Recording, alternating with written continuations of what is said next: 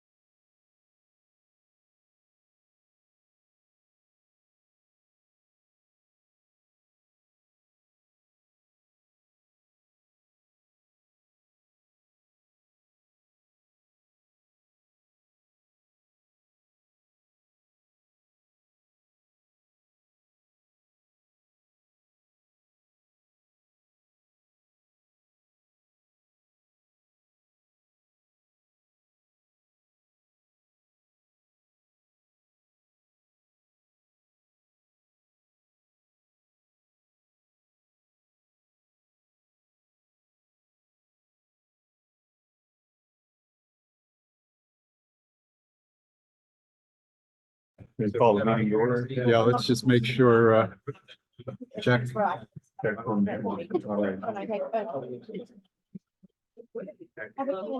All right, so I would like to call the meeting of the City Plan Commission to order. It's 4:47. And we'll start with a roll call.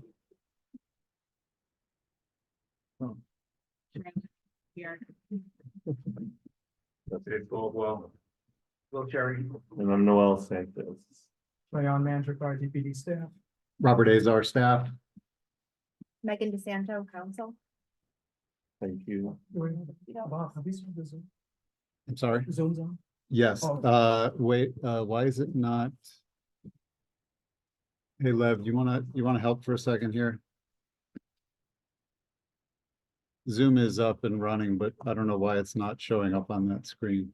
It's because you have an unusual, all right, go into your settings. I thought it was there before. Maybe it was, but I didn't see it. Go to your computer settings.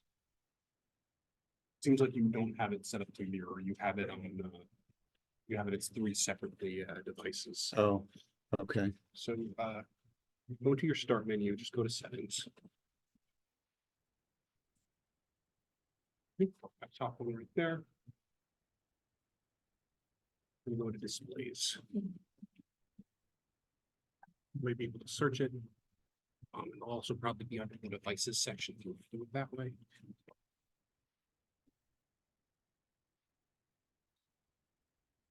And look.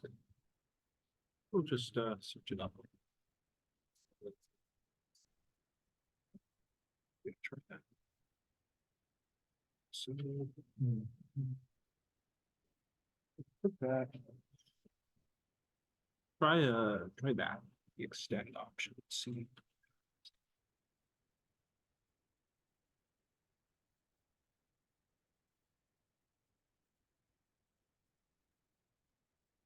A little further. The other direction, right on that one. If it lets you, No, really. Mind if I take a seat? Not at all. Thanks.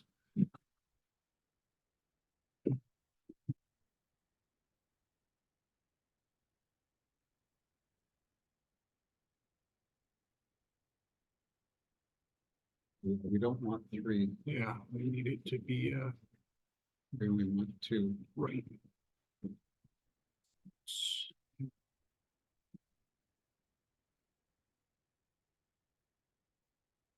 Looking- And you want it the other way? We want it the other way.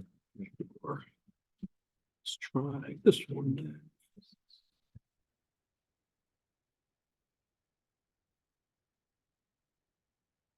No, we have two different problems. It's frozen. That's the actual. Yeah. Or do you want, oh, okay, all right.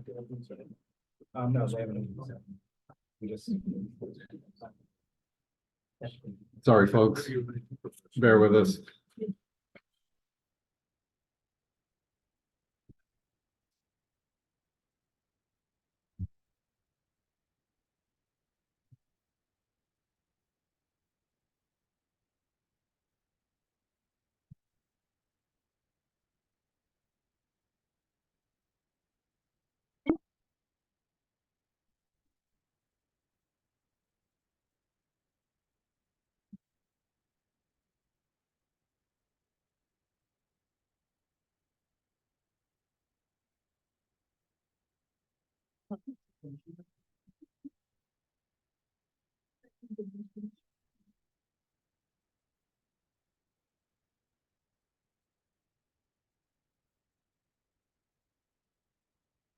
You rebooted the, oh, there we go.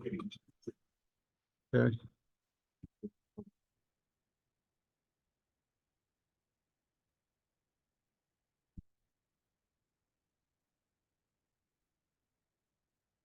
Okay, so, yeah, this is not, but it's kind of, Is this not how you like it? it's reversed. All right, so go back to that settings page. Yeah. So keep scrolling down to multiple displays.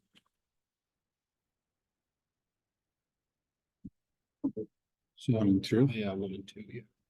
And keep the changes. Yeah, this is, I think, how you want it. There we go. Right. Oh, why is Pull that? it over again. Oh, I don't wanna, Is this how you like it, or do you like it? I like it, I like it, oh, I like 3 screens and I like it Try one and duplicated on, 3 then. I like it. Extend desktop on 1 and 2. Huh, So now you're gonna have 3. that's what I want. No, that's not what I want. That's not what you want? No, Okay, then go back in there. Go back to that drop down there. All right, try duplicating on 1 and 3. 1 and 2 is what we had, so let's see if 1 and 3 is as you want it. No, we needed 2 and 3. That's what we need. well, but that's okay. I can do this. And I can do this. There it is. Right. All set? Okay. Yep. Great. Sorry about that. We're live. Yep. All right. and we have been joined by Commissioner Casada. And, Just come real close to the mic. if you don't close mind. to- okay, the first, order of business is the approval of the minutes from the March 19th meeting. You have had a chance to review them. Any comments or questions on them? I'll make a motion to approve the minutes from the March 19th. We have a motion to approve the minutes. Second. And second. All in favor? Aye. Aye. Okay, they are approved. We have a director's report. The only thing I want to talk about is that we have we'll have more information on the comprehensive plan at next week's special meeting. We've got a few chapters that are just about ready. We should be publishing them. It's not going to be the complete document, but we're getting there. We're sort of working one chapter at a time, and we'll have at least 4 chapters for you to review next week, and then hopefully the balance of the comp plan will be ready in the following month. Thank you. So we'll get started with case number 1. It's case number 23-054 UDR 53 Pomona Avenue. Mr. Chair, I think Mr. Garrahy is here to make a request on this one. But Mr. Chair, I understand that the 4 people that heard this originally, but I know it's been extended for some time and not here this evening. So in abundance of caution, you requested a continuance to the next week's meeting. Next Tuesday, April 23rd, 4:45 in this room. So we make that request. Okay, so we have a request to continue at the next week's meeting. Do we need to take a motion? Yes. On this? You want to make a motion on? Motion to David. continue. The second by Miguel Quesada. Will take the vote in order. Charlotte. Aye. David. Aye. Will. Aye. Miguel. Aye. And I vote aye. It's continued to next week. Thank you very much. The second item from the agenda is case number 24-005 UDR 254 Eastwood Avenue. It's a continuation from last month's meeting. All right, thanks, Mr. Chair, and a quick introduction before the team gets here. So this is a presentation of the final plan as you had requested. The applicant will be presenting the final plan of the project, but they will be focusing on the traffic study, which was something that raised concerns last time from neighbors. So they will be telling you about the planned traffic study around the area and also speaking about outreach that they've done in the community. So I guess the applicant's here and they can tell you more about what they found out. And you have a copy of the study in front of you in your packets. And do we need introductions, formal? Just whoever's going to be talking should be introduced, but the attorney can go ahead and introduce himself. Thank you, Mr. Chair and members of the commission. My name is Christopher Menahan. I'm with Westgroup Law. So this is the Spaziano Middle School over on 254 Eastwood in the city's Hartford neighborhood. We were here last month for the March hearing and received combined final and preliminary plan approvals. And so tonight we're seeking final approval, joined by Laurel Borough of Tecton Architects, John Scarra with GM2 Associates. And to my left is Joseph DeSanti of Downs Construction, the city's project manager. And behind me is Brian LeMay of Providence Public Schools. And so as requested at the last hearing, a traffic study has been done and has been submitted to staff. And I would, so before I turn things over, I would just like to make one point. So with respect to some of the comments that were made at the last hearing, some had to do with noise of construction and timing of them. So just quickly before I turn it over, I just wanted to to inform the commission that I've prepared a exhibit to the construction contract for this project that specifically sets out many of the city's code on noise. So lots of different clauses from the city's code that speak to construction noise, construction timing, hours of the day, things of that nature. So this will be included in the construction contract for Spaziano Middle School. And it just to show the contractor, look, you know, these are city codes having to do with noise. So we're just gonna point that out, and we will have that in the contract. So with that, I can turn it over. I'm in the Zoom webinar, but I can't share my screen. Are you Laurel? Okay, I'm gonna give you that ability.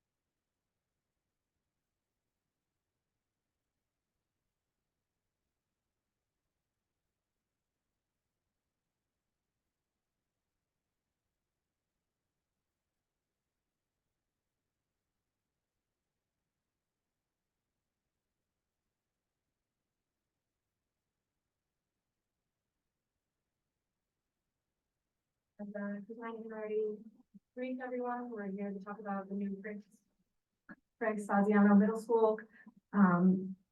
Again, this has already received master preliminary plan approval. We are just back for final plan approval to discuss the traffic study and community feedback. See. So those are the items that we're trying to address from the 319 meeting. This is just a refresher site plan. We've got the existing elementary school on the right side of the screen there, Layman Street between them, and the proposed middle school to the left. North is the left in this site plan.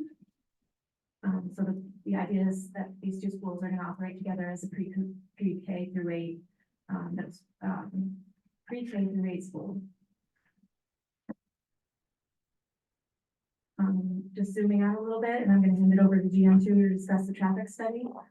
This is just a zoomed out version of where we are in Providence. Just a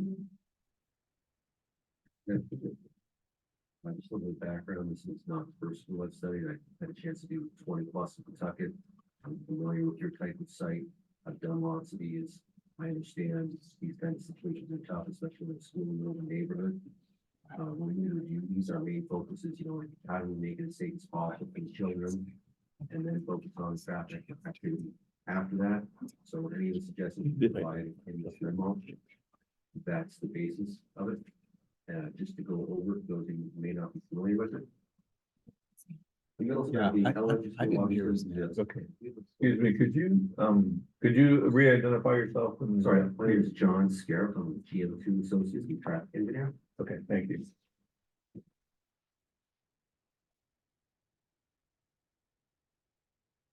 Okay, in the photo to the left, we have the elementary school in the top right corner. The street to the left is Dolores. Parking lot for the church is to the right, and the street going north-south is Moreno Street. On any given school day, the traffic coming up Moreno Street can only go to the north or to the left if you're can only go north if you're a bus. You can only go beyond the church parking lot if you're a bus. All other traffic that comes up Moreno Street must turn left onto Dolores to exit, and then exit via the street neighborhoods from there. Drop off in this area is, if you've been there, it's chaotic. Motorists will park in the middle of that intersection and get out of their vehicle. Buses can't get by, other vehicles can't get by, and everyone's just kind of stuck waiting. Buses stacked right next to the school, at the top of your screen, but that's their limit. That they can only stack about 4 buses, but there's, at least 6, upwards of 7 from what we're observing that actually enter the area. And those extra buses that arrive late will then block the church parking lot at both entry and exit points. So this is obviously not ideal. At the same time, there are 3 crossing guards there. So all the students that are walking around are able to get to and from school safely. And the crossing guards do a pretty efficient job at managing the traffic to the extent that they can. Obviously, they don't want people stopping in the middle of the road. But I've been to enough of these schools and found that the parents don't care. They're there for such a short amount of time that their only objective is, I'm going to park right here. I'm going to get my son or daughter to the front door, and I'm going to get back in my car and be on my way. And quite frankly, I don't care if it blocks. It just, I've seen it so many times. It's a classic case. On the right, we have the area to the north of the elementary school, which is Eastwood. Now, this is obviously the construction area for the new middle school. This is a little bit different. Again, you have the crossing guard over that intersection, but anyone who's coming from Eastwood, which is at the top right of your screen, coming to the left, they cannot turn left down Reno Street because that's, again, one way for buses only. If vehicles are traveling southbound on Reno Street, they can turn left onto Eastwood Ave and exit to the east. And a lot of drop off and pickup activity occurs right at that intersection. So that can be quite chaotic as well. It's not as bad as down at Dolores, but it's obviously not ideal. Again, the crossing guard does a pretty good job of mitigating the traffic to the extent that they can, but it's not ideal. So unfortunately, we don't have a lot of options to work with in this area just because of the space that's available to us right now. One of the key things we want to do is we want to make sure that the bus traffic stays separate from the vehicle traffic, that stays as separate from the pedestrian traffic as we can. In an ideal situation, we create this loop, which we call like a drop-off loop, like a drop-off or pickup loop. Vehicles would enter from the south as they do now. They would enter the first entrance to the church parking lot.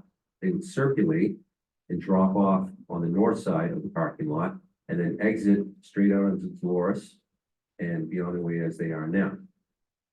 There's not a ton of stacking space, but this is a solution that we've seen work in other places that actually provides an area for vehicles to get out of the way. What I do expect to happen is some vehicles just won't enter the church parking lot. They'll just continue in that space between them, drop off, and then try and take the left immediately. So you will have conflicts with vehicles trying to exit the parking lot and vehicles trying to take the left. The crossing guards will still have to be there to mitigate that traffic. We can't avoid that. That's one of the best solutions we can find for the current time being. However, once the new elementary or the new middle school is built, that's going to increase the capacity and storage for the buses to the north. There's been discussion of exactly how many buses there are. We're anticipating there can be up to 8 buses. And we believe that with the new cutout that's being provided, with the design they provided, that there'll be enough stacking to have all those buses on Reno Street north of Dolores. So those buses should no longer block the church parking lots. That way, this circular drop-off loop can work. The buses will be to the north, and you'll still have some issues at Eastwood Ave, but we think with all of this sorted out, you will get some mitigation. Again, you're going to have an influx of additional motorists using this. So the only options to us right now are trying to optimize the efficiency as best we can. I feel that these solutions will do that. But at the end of the day, you're in a tough area that doesn't offer a lot of opportunities to provide more stacking space and more options.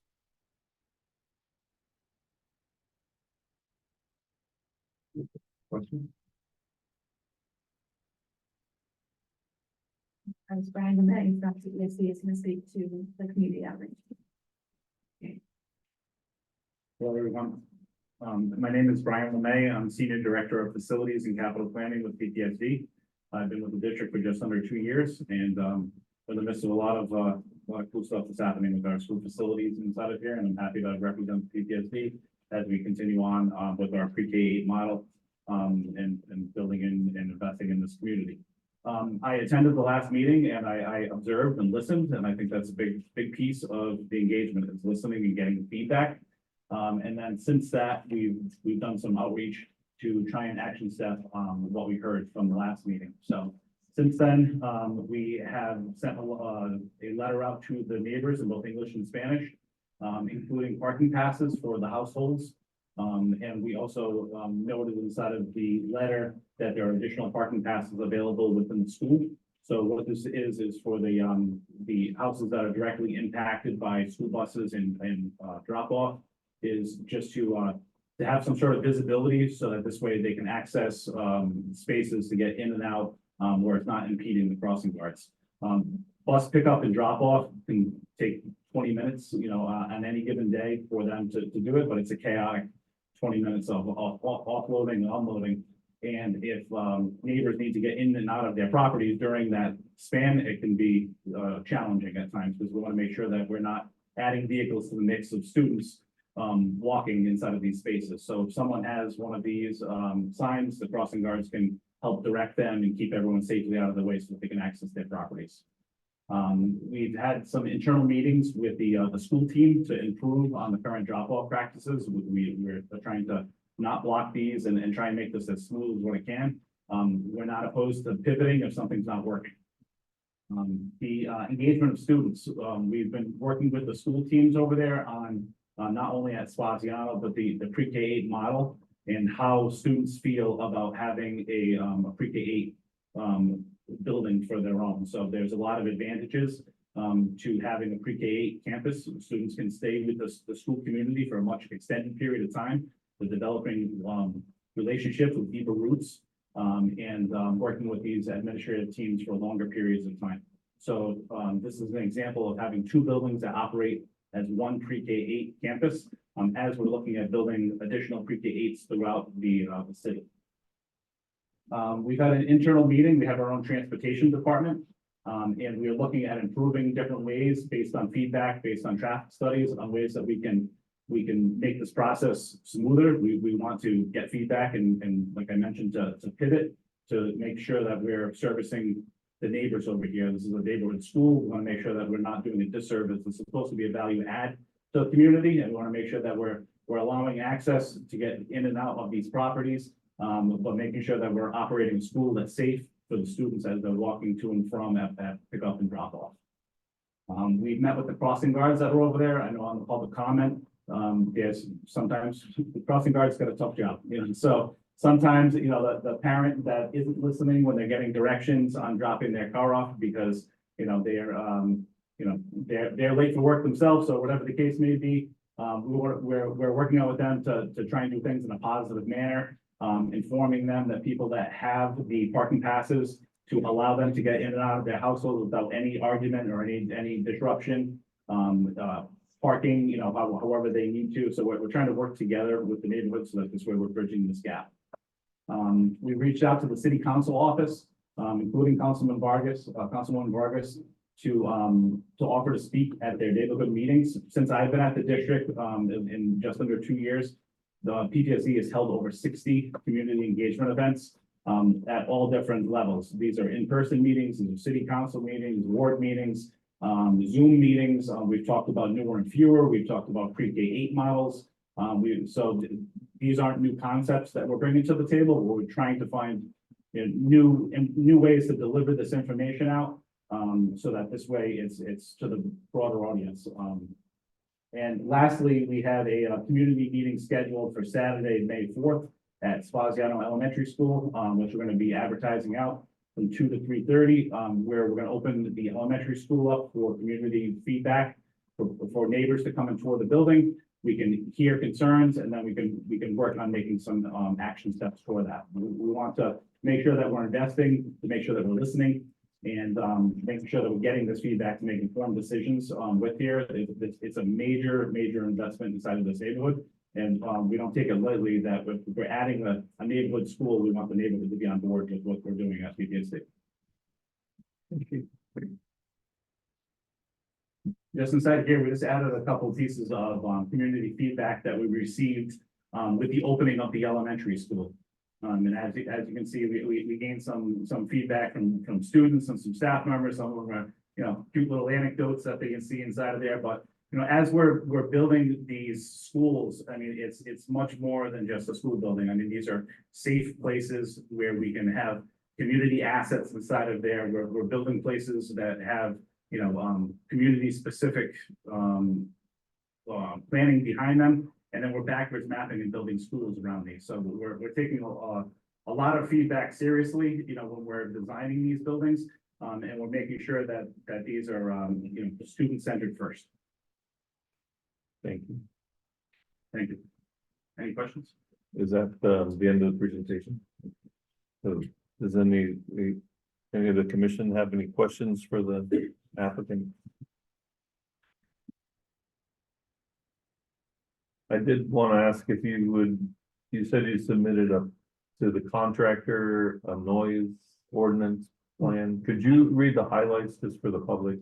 Certainly, certainly. So this is called a noise control exhibit. So this is going to be an exhibit for the construction contract for this new middle school. And so this is based on certain callers at the last hearing were concerned about timing of construction.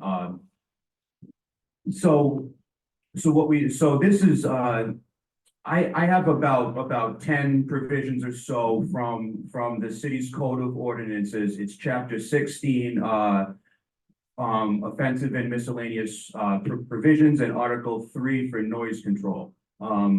So for an example, section 16-93 of the city's code sets out sound levels and times of day for construction. So this here is this is in an R2 district, so residential. So no construction prior to 7 a.m. for example. And then so another example, section 1697, machinery, equipment, fans, air conditioning, leaf blowers, threw that in there. Again, sets out decibel levels and things of that nature for the residential district. Is there a provision for weekend construction and overnight? Because I think those were things that were mentioned in the public comment. No overnight, or I don't remember. Overnight is covered, yes. I believe weekend construction is permitted, if I'm not mistaken.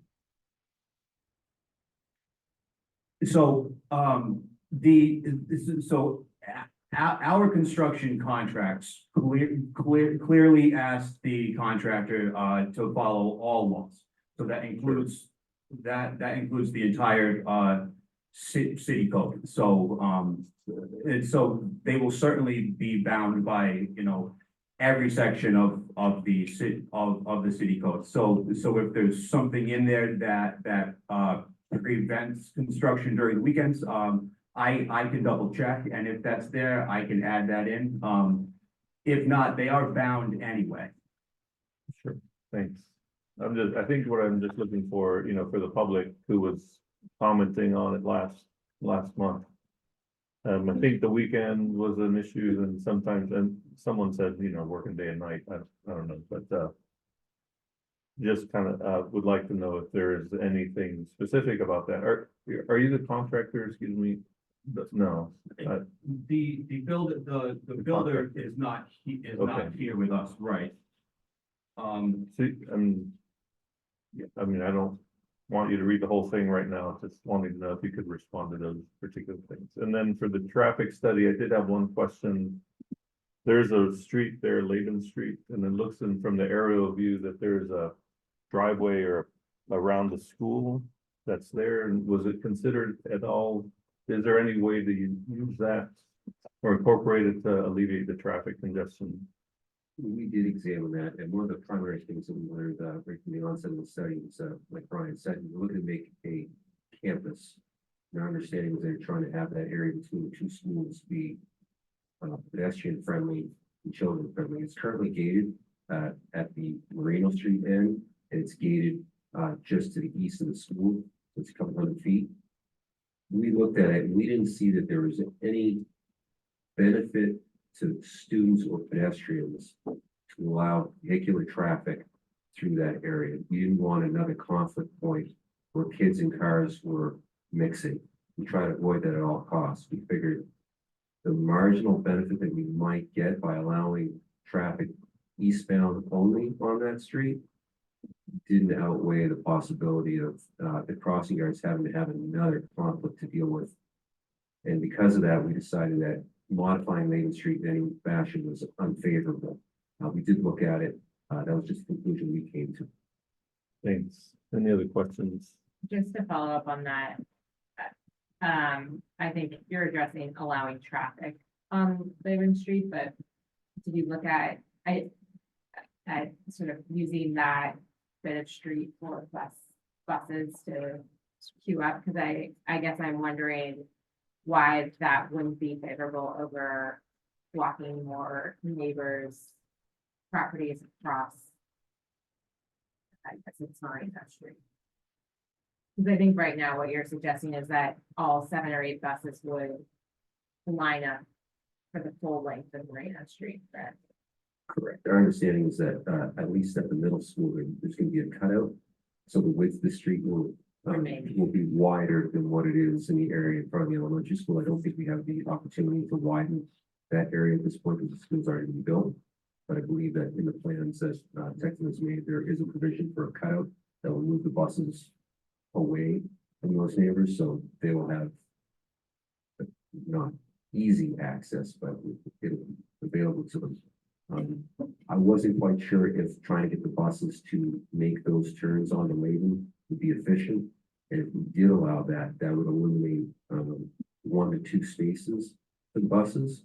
So then we would be stuck with the situation we have now, whereas the end of the queue of the buses go back into the parking lot for the church. And that would kind of dispel our ability to create that drop-off loop. It's one of those, you can't have one without the other in this instance. We're asking in regards to the buses, is there enough room for cars to go in there and be able to turn around? So I'm just thinking for a drop off. You're obviously like those homes there, but if they're able to drop off above there, it takes them away from the other conflict. I'm sorry, you're asking about drop-off on Laban? Laban, yes. Is there, I don't think enough room for cars to actually turn around above the gate? We didn't think that that was a solution that the city would, or that those residents would encourage, because you would have to make almost a cul-de-sac there, and that'll draw a lot of people into that area. And I don't think it's, anytime we've tried to introduce more traffic on neighborhood streets that wasn't already there, we get a lot of flack. We felt that your existing condition where traffic can exit on Dolores, and if we mitigate that, that would probably be preferable to drawing more vehicles to Layden Street. We're not sure exactly if people are doing that already. We're seeing a lot of pedestrian activity come from there, but we're not seeing vehicles come all the way down Layden to do that. And we think that that's a good thing. I didn't really want to encourage more vehicles to go all the way down Layden and turn around and go back up the neighborhood street. I mean, it's not that the option's not on the table, just reevaluated what we saw and figured it probably wasn't the best bet. No, and it was assumed when you didn't mention in your report that there was drop-offs there, that they were. But I'm just trying to think of how do we alleviate, because those homes right there are being heavily affected. If we were able to keep the exit from Layden on to Marino, I would have created a one-way pair, probably had vehicles come down Layden Street and then turn to the right. But every time we tried to do something with the Layden Street entrance, we realized we'd be doing that, sacrificing the bus stacking area. So unless we can reduce the number of buses, which I don't think is possible, or find another area to the north to keep stacking them, we felt we were kind of stuck with making sure that we kept the buses separate from all the other traffic, but keeping the vehicular traffic away from them as well. We're trying to balance not mixing all of those vehicles and pedestrians together. I think that's something. Good evening, Joe DeSanti, Director of Project Management for Downs. for the owner's project manager for the city. We did initially look at Layton Street as a possible drop off, but with the middle school being directly across, that's an important connection between the two buildings. And one of our concerns is if you do have parents or a bus dropping off, you're gonna have half the kids going to the elementary school, the other kids will have to cross the street to go to the middle school. So we create an unsafe environment there, as well as that is an important play area for the kids. We didn't want vehicle traffic there, which would bring on oils and all other stuff on that play surface. If you go by there, they love soccer. That is one of the places they set up a soccer area there for the kids to play during normal school days. So that was part of the reason. We did look at it initially with the elementary school, but we were again concerned with, drop off and then the kids crossing in front of that traffic to get to the middle school, for example, or just to have standing vehicles there, potentially leak oil or anything else onto what will be their play surface in just, a few hours.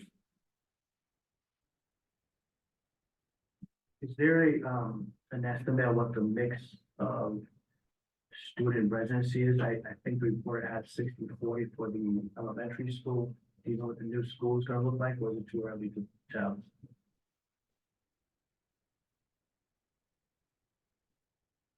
That 60% of the students were pedestrians and 40 would be in drop off.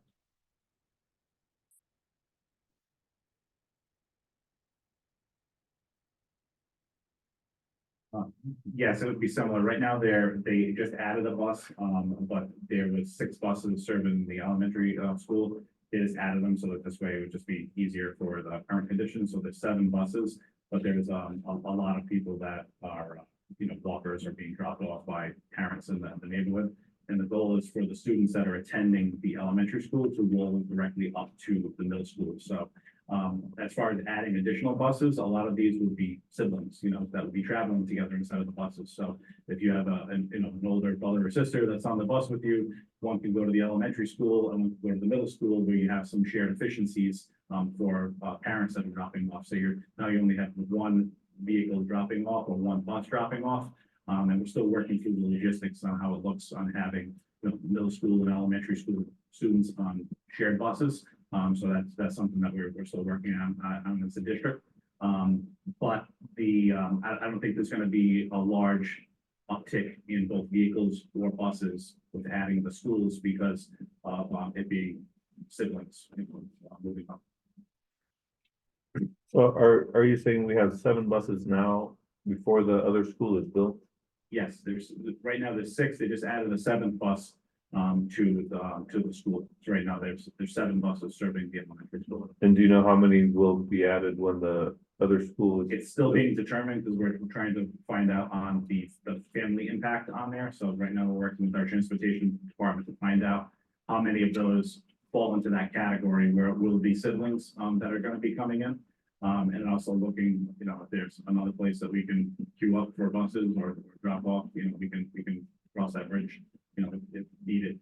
But I think the curb cut out was going to help a lot on the middle school. So this way we can take some of these vehicles off of the roadway to do so.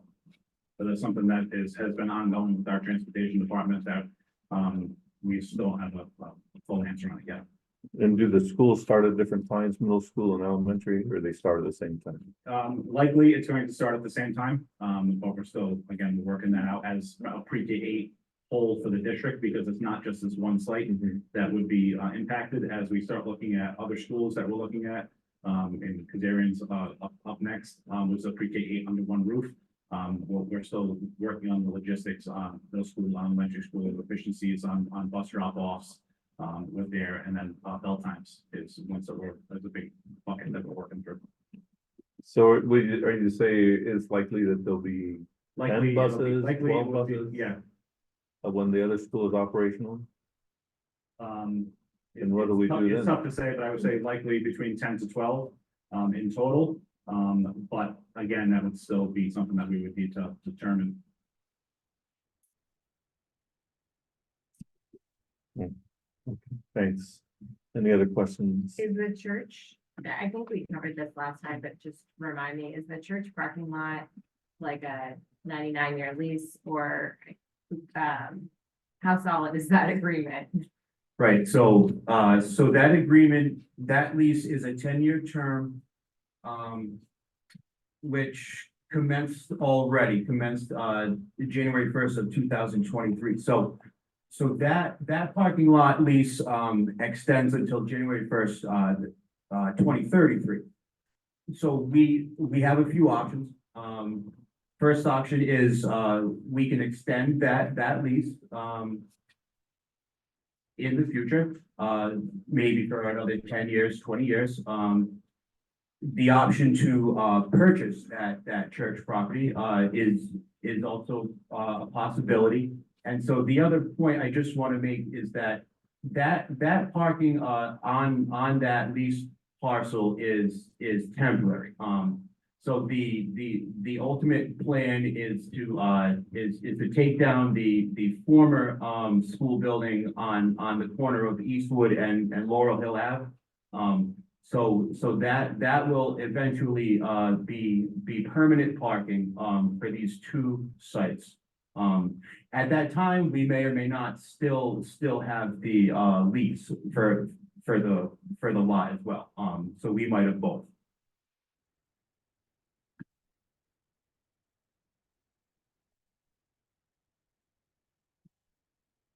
Any other questions? Comments? All right, you let them go and. I think, yes, I think you can let them go if there are no other questions, and then you can take public comment. Okay. All right, thank you. Thank you. We'll open it up for public comments. If you are here to speak on this case, is there a sign-up sheet in the back? There is. Is there one for this? Yeah, just one meeting. One person to the side. And that if folks are online and they want to speak, you can raise your virtual hand in Zoom. Okay. So there is Laurel. Laurel is part of the team. You're Yep. part of the team, all right, so you're not here on public Yep. comments. And we don't have any hands raised online. So we don't have any additional public comments. All right, so this will close the public comment, and I guess you have a report for how do we do this? Yeah, so commissioners, we don't have a staff report for final plan, but what we would ask is that, assuming everything was satisfactory, you approve the final plan, but delegate processing of the final plan to DPD staff, as there are still some items that the applicant is required to submit for final plan approval, and those include the state approvals that were waived at the preliminary plan stage, as well as approval by the city forester as well as the city engineer. Any other thoughts on the project? As I think about it, long term, I don't think there's a good solution, and it'll get worse when the other school is built. Yeah, so I mean, they could build it by right in the residential neighborhood. It's a school, like, we don't want to be against schools. No, not against the But- school, But but I'm troubled by the current situation and the fact that it's one gonna get worse. And even when, we ask the questions like, well, we'll kind of deal with it when we get there. Well, that's how we got here in the first place, where it was presented, it sounded good, and now residents are having an issue with the situation. The report was more troubling than I thought when I read it. I don't even know what our position is here. Again, you can build it by right, but it's causing a very unfair, situation for these folks. I mean, the Laurel Hill School, they had reasons why they didn't think that was a good idea last year, but that seems to be a lot more favorable in terms of the impact on the neighborhood. The only negative I see there is they won't be able to have that unified campus. But I'm sure there's arguments against that as well. I think my concern is when the lease expires, well, I'm looking, there's another street that crosses down there. And is that, there looks like there's one garage kind of in the way, and is that something that could be explored? Well, I think it dead ends at that parking lot. It doesn't, it's not a right of way that goes all the way through. Might be a, Might be a rectory. that It looks like a garage, isn't it?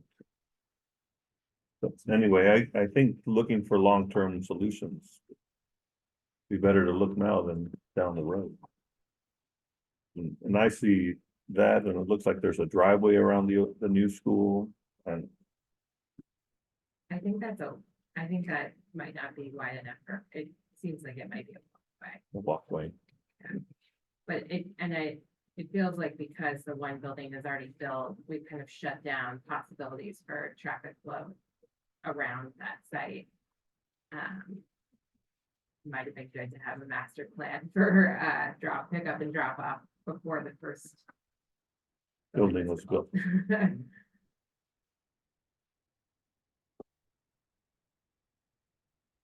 So what is our position? Well, What do we? my recommendation is that you delegate final plan to us to process, but that with a very strong recommendation and admonition that the school department work very closely with the city's traffic engineer to continue to monitor and make any improvements that are warranted as the new building comes online. Could we require long-term solutions? You could, if you, sometimes with traffic studies, there's a requirement that, that you revisit the situation after a certain amount of time, maybe a year after the school is, constructed. And that I've seen the traffic engineer make that sort of a condition. Right, but that would be minor tweaks that we made at the time school's built, the amount of students and traffic are there, there's nothing we can do at that point. Yeah. I don't know, maybe we could recommend in terms of the church, they mentioned that the church might be open to other leases and potentially purchase. They could maybe engage with them like a first right to refuse or something to that effect, which would, I'm not a contract lawyer or anything, but maybe give them a right to be able to purchase that before they were to sell it somewhere else, or extending the lease going forward to at least allow for that to stay long term. I'm not sure you could require the school department to do that, but it, Well, they can't, require the Yeah. church. you couldn't require the church to. No, do yeah, it. I just, we could ask them to speak and see if they would agree to that, and that would be a type of a contract that they could present to us.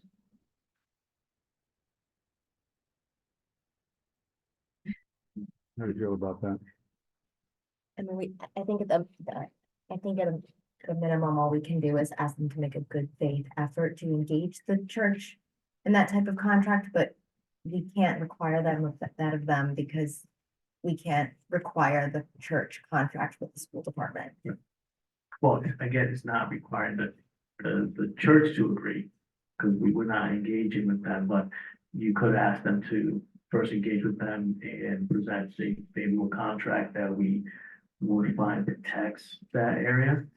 Because they did use that to assure us that there was a long-term solution. Say, oh, we have a contract for 10 years and we will extend it there for. So they can't use it in their favor, but then not use it in favor of the community.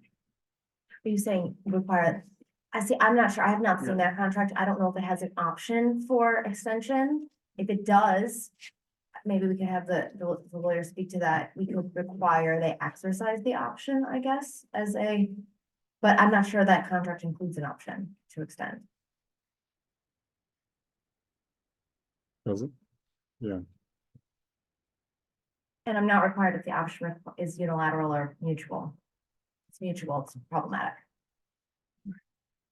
So we don't have an option to extend in this lease. We tried already, for the right of first refusal on the property, and we didn't, ultimately get that in the lease either. So our point of view is that we will try to extend, this original 10-year term. Get further rights to do so, from the church. Thank you. Can you speak to you mentioned about the Laurel Hill School potentially coming down and having some parking opportunities? Is that for the staff or queuing some of the buses until, what is that? So that parking lot on Laurel Hill Ave, I believe will be mainly for staff. What we have currently down on the south, Marino Street on the south is, so that parking lot is currently being used by staff. They will likely be relocated up north, one block over on Eastwood, once that building is demolished and that lot is built. So what you would likely have are, some fewer cars in that area near the bus queue at that time. If they aren't parking in that parking lot anymore.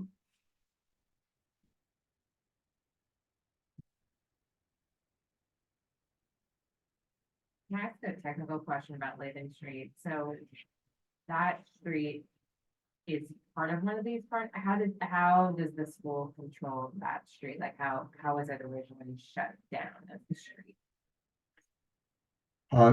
The city's traffic engineer has the ability to close off a street temporarily. I think, city council approval would be required to close it permanently, but on a temporary basis, the traffic engineer who works out of Public Works can do that. It seems like the only release valve other than acquiring the church is Latham Street and this extension parking lot on Laurel.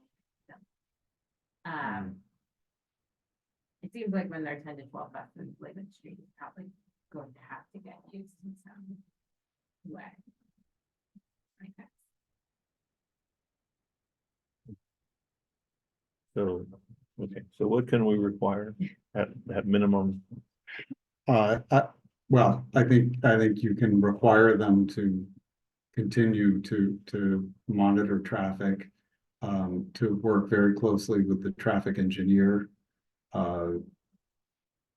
As under existing conditions and under proposed conditions, and to evaluate any and all possibilities for alleviating traffic during pickup and drop off times. I think that's kind of where we're at this point. Okay. So do we have any more discussion, or does someone want to make a motion? That sounds like, That could be a so move. So moved. okay, we have a motion on the table to require. Anybody write this? down? I think we have it. We have it, Yeah. okay, as stated.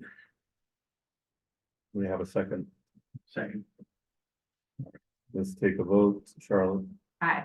Dave. Aye. Will. Aye. Miguel. Aye. And I vote aye. So we have, You want to also delegate the final. I think they did that. I think that was part of the motion. that was part of it. Okay, all right. And so this concludes that matter. Thank you. We'll move on to item number 3. Case number 24-004 MA-60 Camden Avenue. And as we're introducing this one, who am I who's going to be presenting on this? What's your name? Okay. And you want to start? Yeah, I'll just give a quick introduction while everyone's getting set up. So this is a request to combine master and preliminary plan approval for the reconstruction of the Harry Kazarian School at 60 Camden Ave. So the applicant is proposing to demolish the existing building and reconstruct it on roughly the same site. Now, this is located in the PS zone. And in addition to that, the applicant is also requesting in addition to combining stages, They're also requesting a waiver from submission of state approvals at the preliminary plan stage.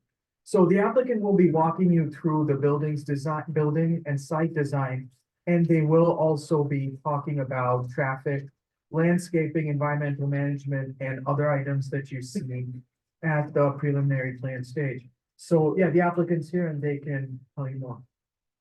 You go ahead, please. Thank you, Mr. Chair, members of the commission. Once again, Christopher Menahan with Westwood Law on behalf of the city of Providence. Yeah, and this is, Tracy Donnelly from Studio Jade and Sam, Hemingway, with, Garofalo. And once again, Joseph DeSanti and Brian LeMay are here, in the event we have any questions. So the city is seeking, to combine I'm sorry, can we just pause for a second? This is a major land development project, so this needs we need a transcript of this.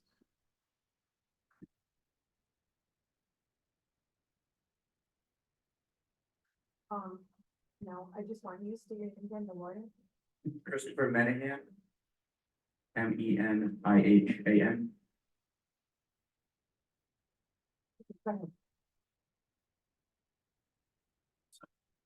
No, I just want you to state it. And so tonight, the city is seeking to, combine a master plan and, preliminary plan approvals, seeking approval of both, and, requesting a waiver from, submission of certain, items, which are particularly, the approvals of Narragansett Bay Commission and, Rhode Island DEM. And so with that, I'll turn it over. Sure, and I have a few Okay, slides. what's your name, please? Tracy Donnelly, Studio Jade Architects. Okay. And I do have a few slides I can present if you allow me to share screen, and I brought 10 hard copies, 11 by 17 I can hand out as well. I Can think, you get, Marsh, third screen? can you, Tracy, I'm making you a panelist, so I think you have to accept that. It just popped up. Okay.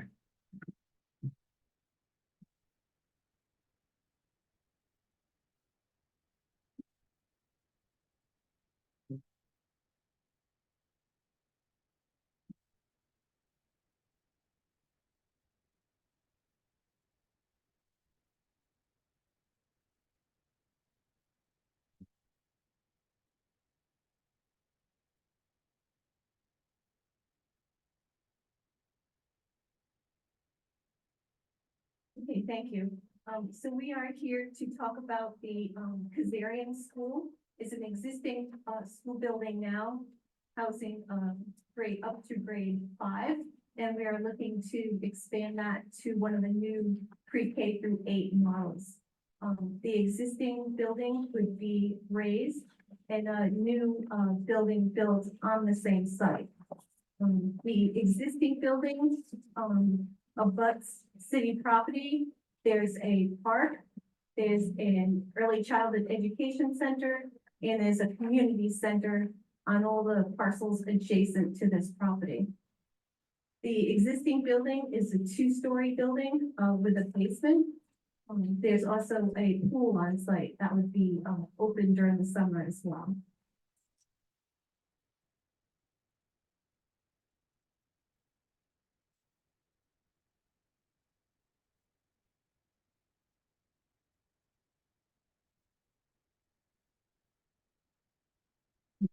The proposed school would be a 3-story building, also same located on Camden Avenue, and 4 stories on the walkout side. There's a steep difference in the grade elevation on that site.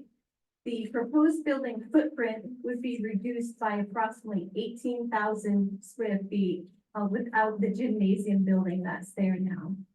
So we are able to get more open space around the building, some more play area. during construction and the pool would remain open so that there would only be demolition, throughout this summer. We would also be providing a, parent drop-off along Camden Avenue, allowing, several cars to pull off and, drop off right in front of the building. And the civil engineer, the traffic engineer will talk about how the bus traffic and pedestrian traffic, as well as parking, is managed on the site. And there's also potential to change the direction of the one-way traffic on Camden Avenue.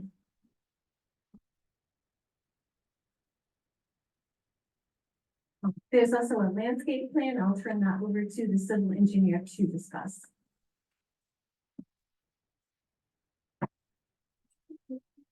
Yeah, my name is Sam Hemingway. I'm an engineer with Referral Associates doing business out of Providence. Hemingway, Hemenway. So to touch on very quickly, the landscape components, the site in general is wholly compliant with the dimensional requirements of the underlying zone.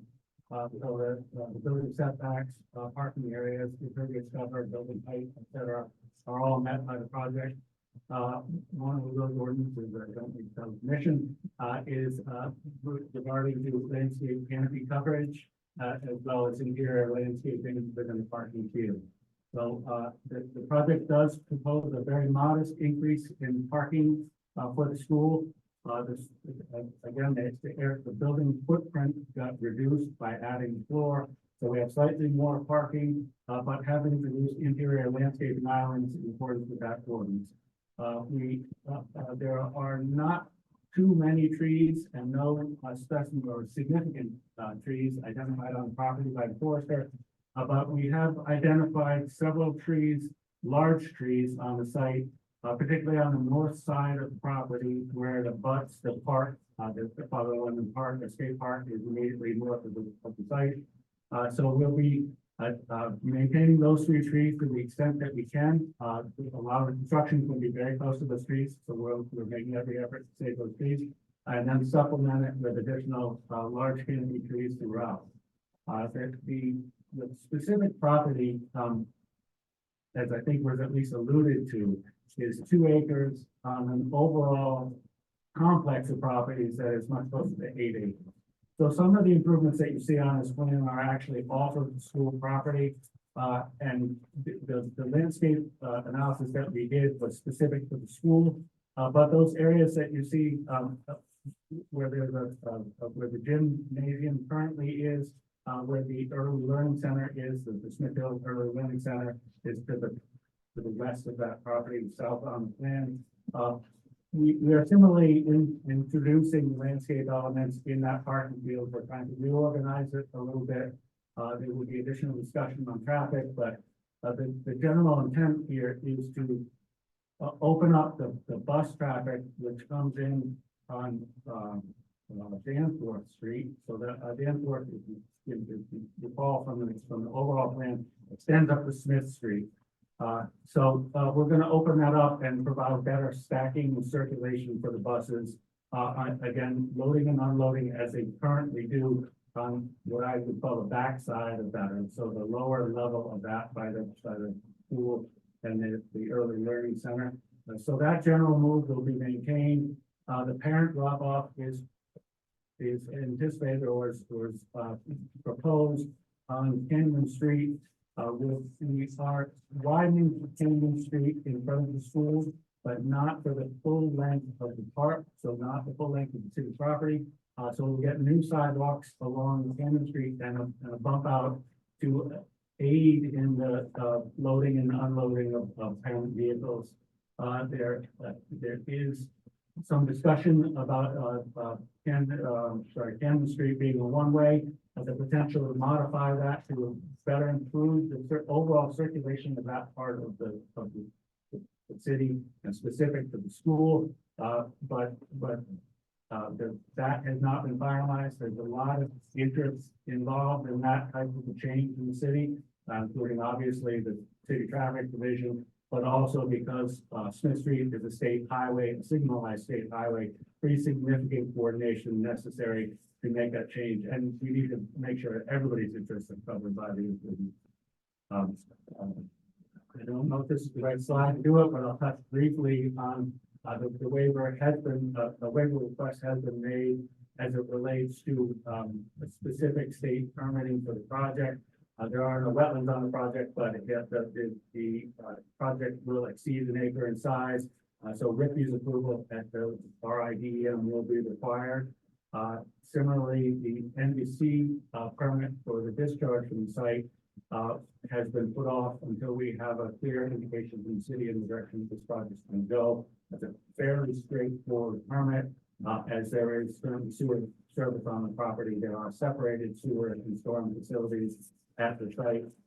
So we have initiated discussions with the Department of Public Works and with the NBC and to talk about capacity issues and problems, as if we're not really identifying it. So we're confident that the nitty gritty of what I do, the civil engineering portion, can be easily addressed and identified for the subsequent stages of this project without modification, as substantive modification to the layout that's presented. Hopefully that's a good 10,000 foot level. Obviously, I'm here to drill the deep if you'd like in any of the specifics of this plan. Thank you.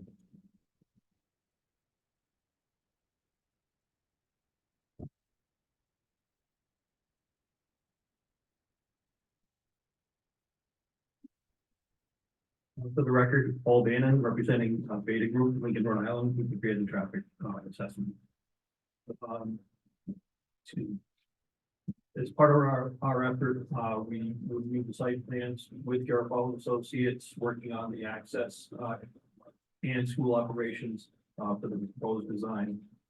We conducted site visits different times of day, days of the week during those periods when the school arrival and dismissal periods occur.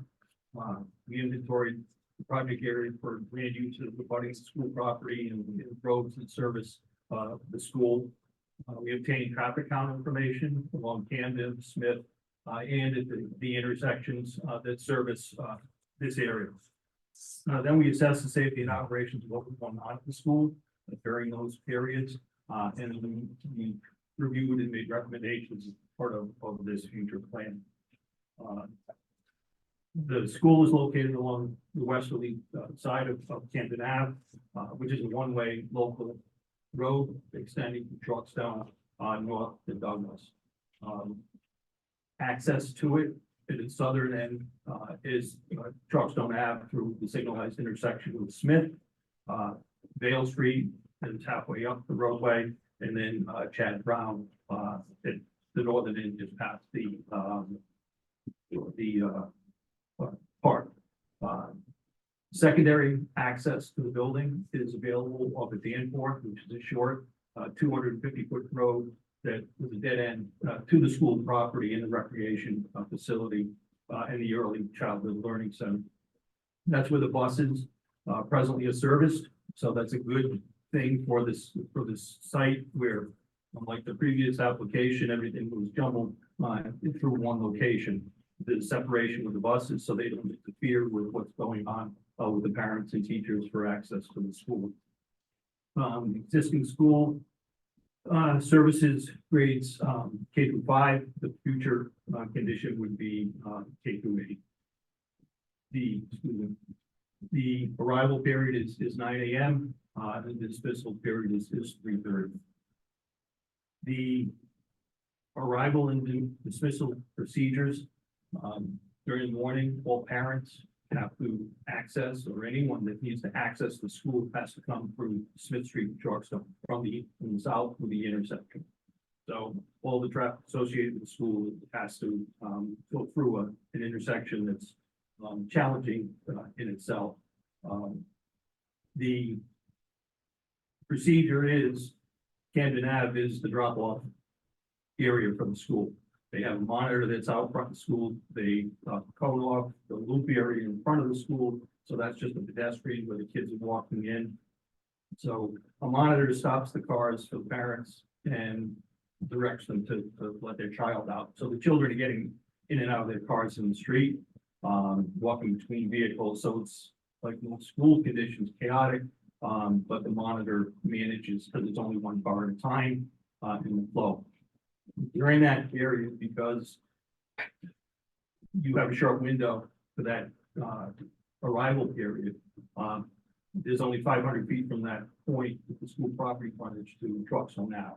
The traffic backs up through that intersection along Truckstone Ave. It could take, 3 or 4 cycles of the signal to get through, just because that one monitor is letting out one child at a time in school and on a one lane road. So the school itself has an impact, at that intersection during the morning period.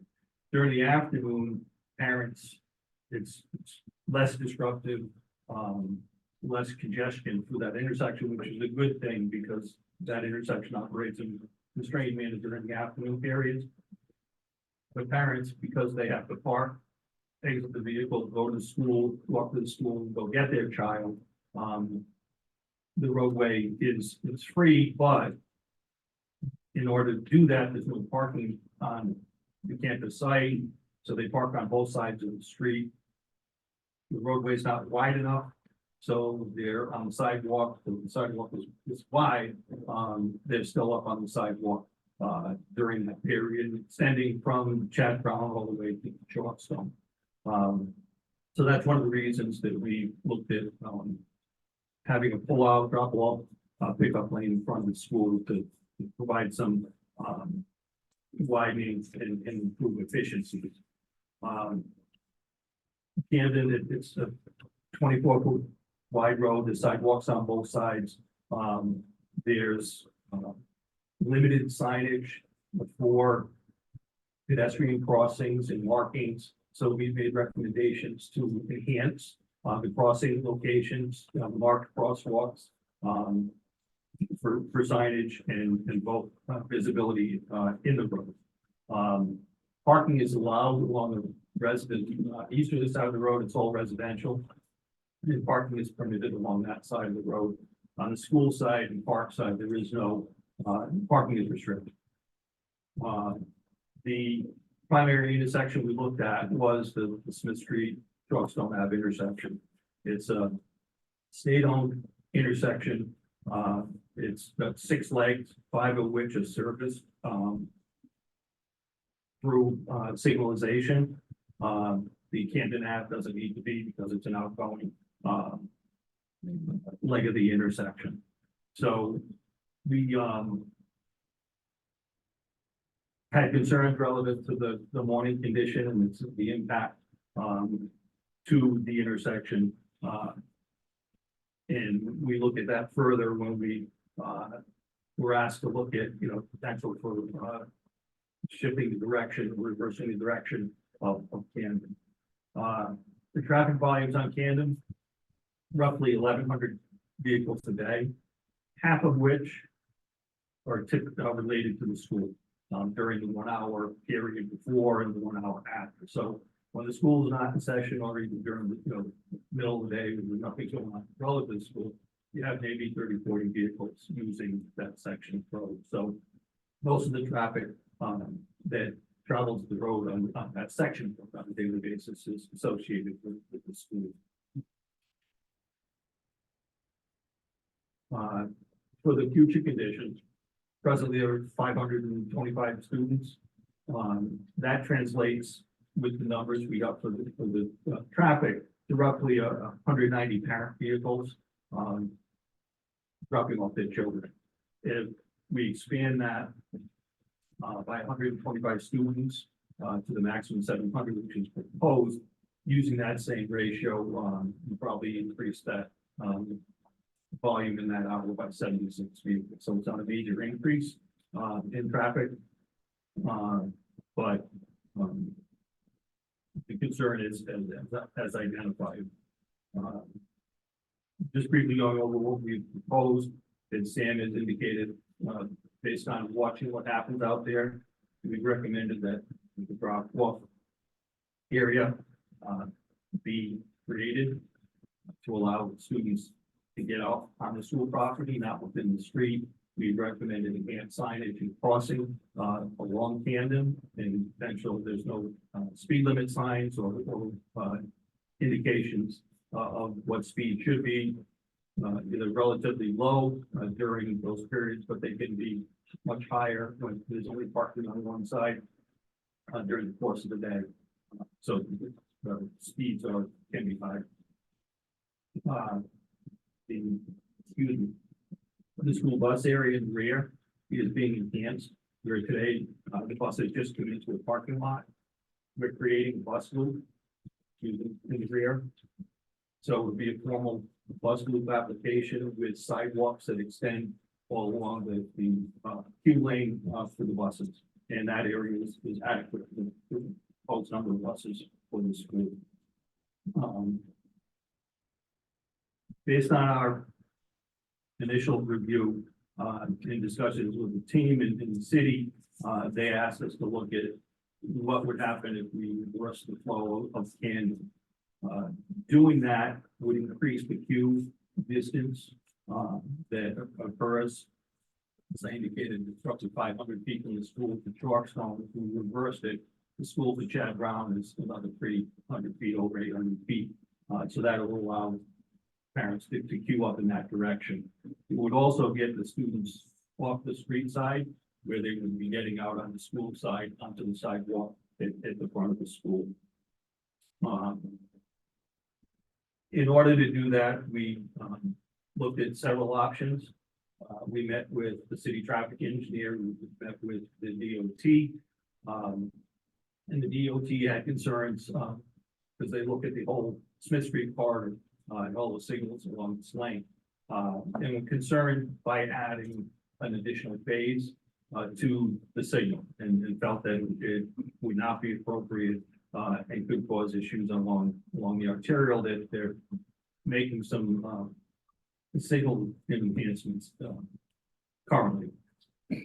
So one of the options they asked us to look at was, instead of having Bath Street being that fourth minor approach other than Chalkstone and Smith, that we made Camden that fourth approach and restrict the flow of traffic Bath from a two-way to a one-way to the south.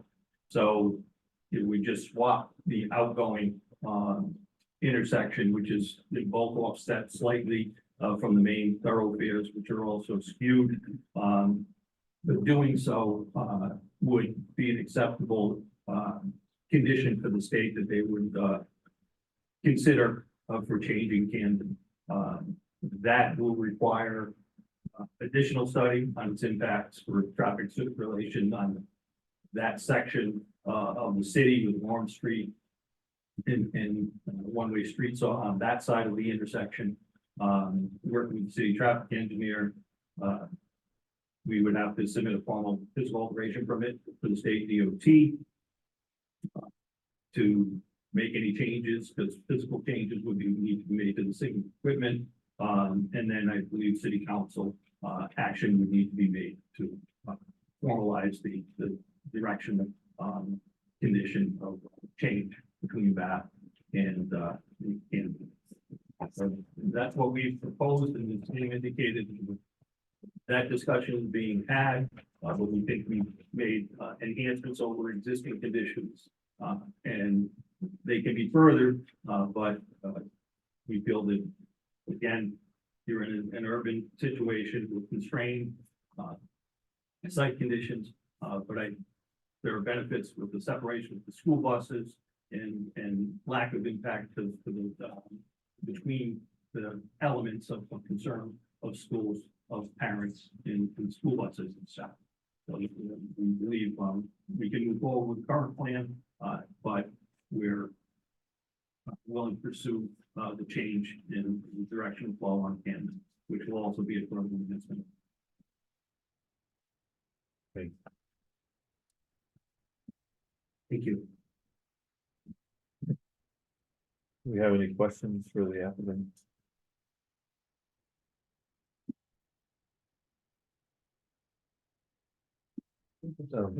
Or you still have a presentation? Are you all set?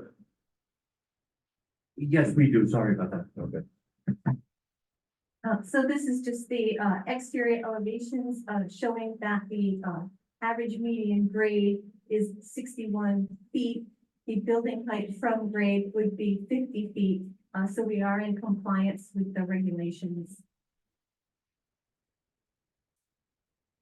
And then this is a rendering of what the proposed building would look like from Camden Avenue.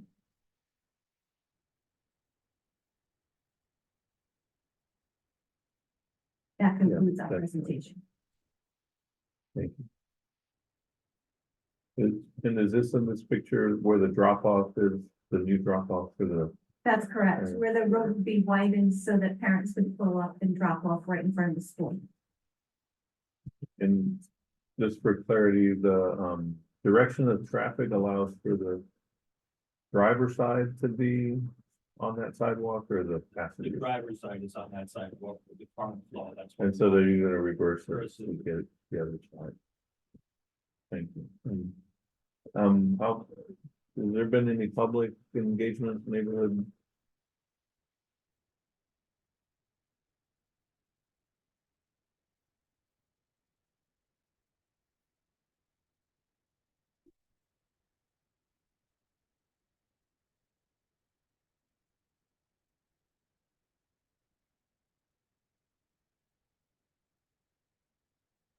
Hello again, Brian Lemay, Director of Facilities with Providence Police Department. How is the last one? Lemay, Lemay. So as far as engagement, we spent a lot of time with the councilwoman, going over a multitude of different aspects. This is also contains a city rec center. We spent a lot of time with Stephen Grace to work collaboratively with the Parks Department. So we have the park next door for Father Lennon Park. We have the rec center and we have the school. So we're working collaboratively with all of the stakeholders involved inside of this project. We're trying to maximize our city resources when we're looking at this project collectively. So we've done a lot of engagement work with them to work together. First, we were talking about potentially building the school on the park site. We heard some feedback that it was a community asset and, you know, hands off the park. We listened, and then we were trying to make a plan B with using our Narducci Learning Center, which is our swing space. And this is where our students would swing into for the duration of construction.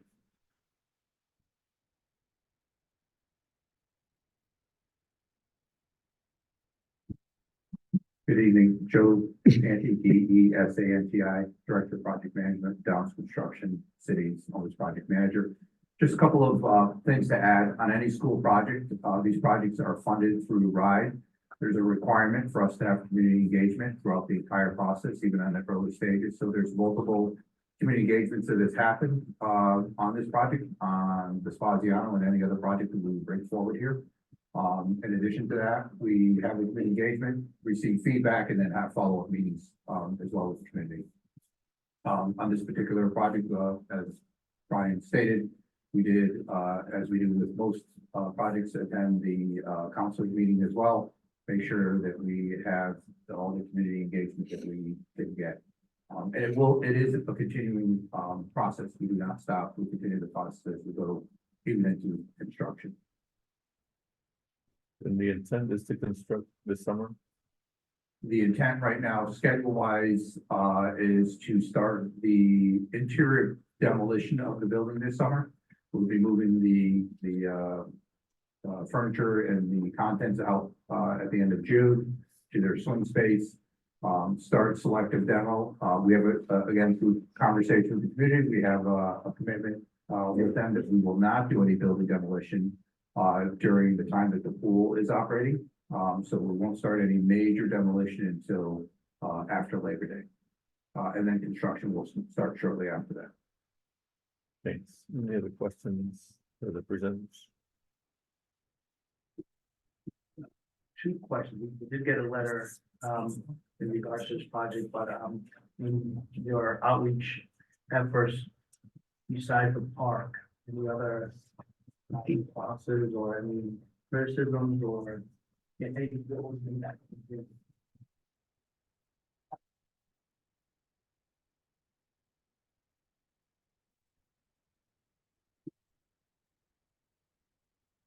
Yeah, I mean, I think and this is for Brian right now, that I think the majority of the feedback we heard was just keeping the rec center operational, throughout the process, the pool, as it comes through the summer.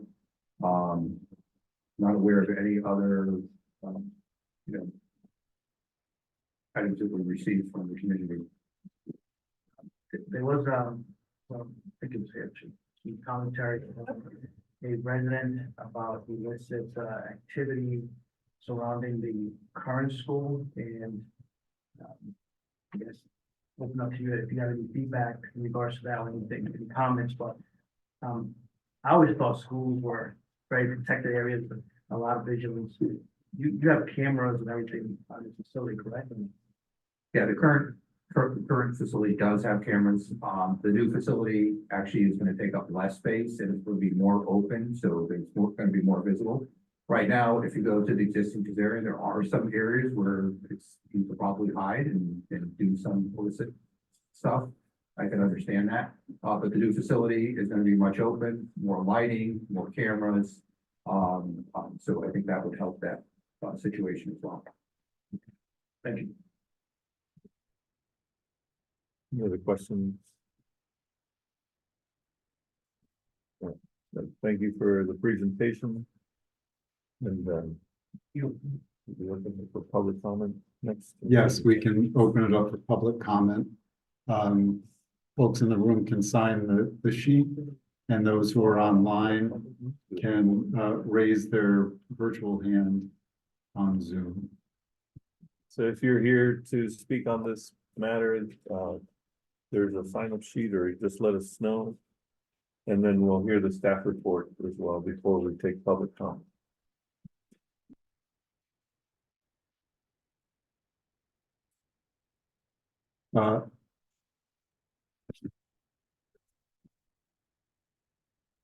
Diane, you want to just read the staff report? Yeah. I'm looking for the sheet. All right, thanks, Commissioners. And before we move on to public comment, just like provide you a summary of the staff report. So as the applicant demonstrated, they do comply with the dimension and design requirements of this zone. They did speak about parking. They will meet the parking requirement where a total of 15 spaces are needed. But they will be providing in excess of that. They will also meet the bicycle parking requirement through the use of bike parking zones throughout the site, and they will also have an enhanced bike bus pickup and drop off operation with the route that can be accessed for Danforth Street. They did speak about the traffic site that they submitted and potential changes to the area. And as far as landscaping goes, they will meet the canopy coverage requirement, providing 30% of coverage. However, based on the forester's review of the plan, he did say that as a condition of approval, he recommends that there be a condition that's included, which would require that the applicant replace the canopy coverage of any trees that are lost during construction or that die within 2 years of completion of the building. As far as environmental management goes, the applicant did submit drainage and soil erosion control plan, which will be subject to the approval of the city engineer. As far as waivers go, the applicant did say that they were seeking those waivers, and we recommend that you grant them in the interest of good planning practice. So moving on, we do find that this plan is consistent with the comprehensive plan. We spoke about the use, dimension, parking, landscaping, and lighting being in conformance with the plan. Based on the lighting plan that they submitted, we don't foresee any trespass on the neighboring properties. We don't foresee any negative environmental impacts. This is a buildable lot and adequate street access will be provided. So based on that, we would recommend that you take 3 votes. One is to grant the waiver. Then the next one would be the combined stages, subject to granting of that waiver, finding that they meet the submission requirements for the master and preliminary plan. And with that, we would also recommend that you approve the master preliminary plan subject to these conditions. One, that the applicant replace in kind the canopy coverage if any trees lost during construction or within 2 years of completion of construction. That the applicant and their traffic engineers work with the city traffic engineer on implementation of the traffic study. And finally, we ask that final plan approval be delegated to DPD staff. Thanks. We'll take public comment. Does anyone here to comment on this project? None here. Do we have anybody online? We do, I'm going to allow Brian DeChambeau to talk. Brian, you can go ahead and unmute. Hi, can you hear me? We have received a letter from Brian. Yes, Yes. we received a letter, so. Is that in the record already? It's in the record. Brian, can you try to speak? Yeah, can you hear me? Yeah, bear with me for a second. I think we got you on the wrong speaker system here. Okay, go ahead and talk. Can you hear me now? Yeah, we got you perfect. Okay, great. Well, first of all, thanks for taking my letter into consideration. I just wanted to add a little bit of detail in terms of the sort of activity that goes on at the school, in case it's helpful for any design considerations. So I've lived here for about 5 years. Activity's gotten better over time, but I think one of the considerations that was mentioned is that the assumption is that illicit activity only occurs in sort of hidden areas, which is not necessarily the case. I've seen people buy drugs in the parking lot, particularly after school hours when the pre-K is getting picked up. Like that activity in the past has started then. And I think one of the things that really contributes to that is the Danforth side of the school being so open. Folks can pass through. Sort of activity starts at the Smith and Chalkstone intersection near the liquor store. Folks come down Danforth Street to buy drugs or do drugs. And there's sort of the related activities with that. And so I would just advocate that to the degree possible, the design not allow that side of the school to be a pass-through, both for cars and for pedestrians. I noticed on the grading plan, it's pretty similar to the grade now, which allows cars to pass through. I mean, there's technically the curb there. Folks very easily just bump their car over that curb. So to the degree that's possible, if Danforth was more of I think a dead end and less of a pass-through, or the pass-through / place that's very easy to hang out, I feel like it would improve, especially in off hours, the sort of activity that goes on here. And kids do use this, this street to pass through to the park, during the summer, especially when a lot of that activity is going on outside. So I would just ask that to the degree that's possible, the commission and the design team consider that outside of hours activity. Thanks. Thank you very much. Thanks.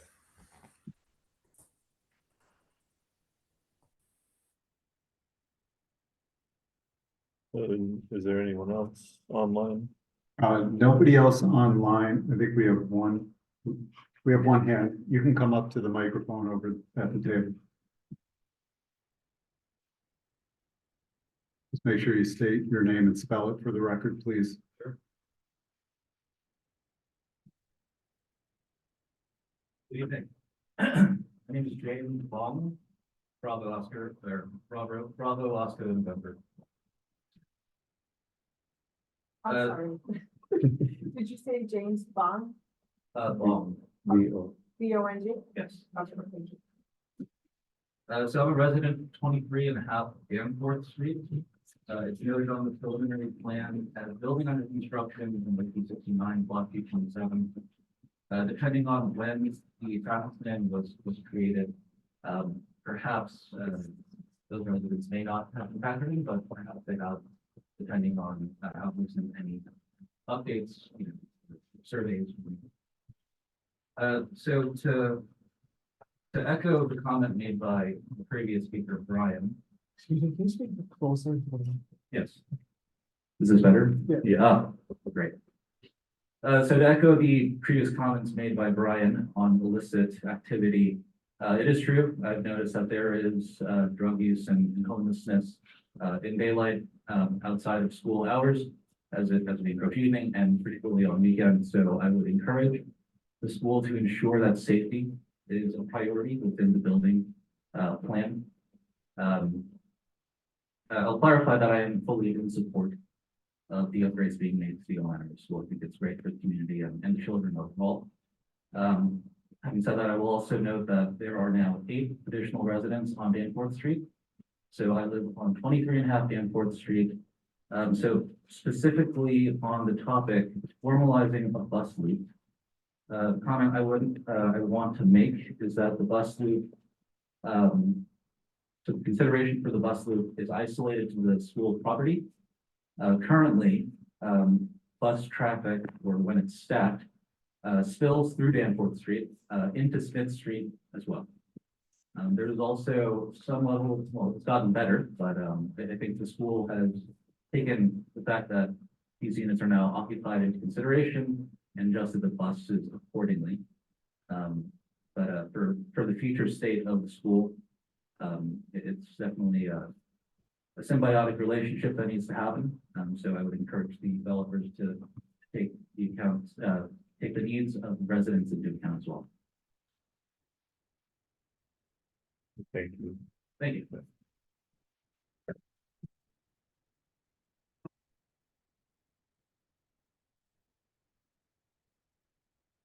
If there's no one else to comment on this project, then we'll close the public comment section.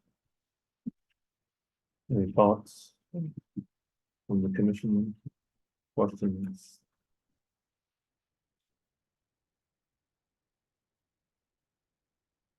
Is there anything that can be designed in for security that is not there already? If the applicants would like to respond to the security issue, there.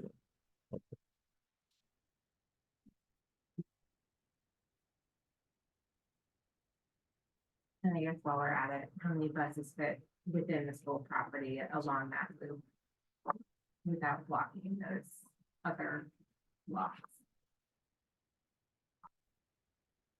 Good evening, I could start, Joe DeSanti again with Downs Construction. As far as Danforth Street and any vehicle traffic after hours, what I'm gonna do is work with the team to see if we can put a vehicle gate there so that it's locked and closed off, so no vehicles can get down to the end of Danforth Street and get onto the property afterwards. Can you clarify that, so the gate would be after, right past the houses? Correct. Okay. Brian LeMay, Director of Facilities with PTSD. Just to add up to the security piece, one thing that we had done for all of our school construction projects was the development of district standards for safety and security for all of our school buildings. So prior to our rollout of our 3 new schools that took place in September, as we brought all of the design groups into a meeting, which we all attended, and we basically put forth a package of standards, which is in best practice for the students that are inside of there. So as you're going into these new buildings, safety is #1 top priority. Access control points inside of the schools, state-of-the-art cameras that are inside of there. Access control points, so you can use your badge to get into different doorways. Security lighting packages that are inside of there. And we're also been working with the rec department and the parks department as well to get on the same platform. So as we're working with our security cameras, is to have the rec center and the parks department also work off of the same platform, so we have shared information. This can help with the police for action, for access, so we're not going to 3 different places to gather the same information on one campus. So we're looking at it as a city campus, the school, the rec center, and the park as one site that we can then, work together on improving the security inside of there. And I am aware of, different homeless activity that happens over there. It does impact some of the schools. We've had homeless lay down on the basketball courts and sleep where we've had to shoo them away so that's where we can have students play. There's a public park that's there, something that we have flagged at some community meetings to, community police officers so that they can help out. It's just a difficult situation inside of there. We're trying to prioritize the students first, in our decision-making process.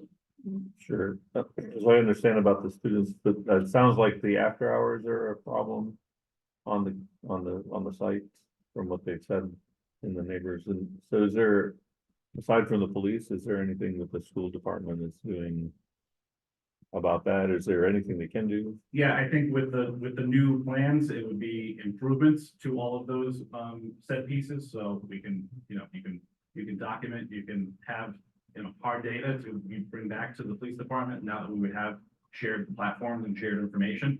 That information is also the same platform that's used by the Providence Police Department, so being able to have access to be able to stop some of this stuff before it happens, and then making some proactive changes, improve lighting to some of these areas that may otherwise be dim lit, but sometimes this stuff is happening in broad daylight. So that's just a community change that we need and improve, increase in police activity inside of these spaces.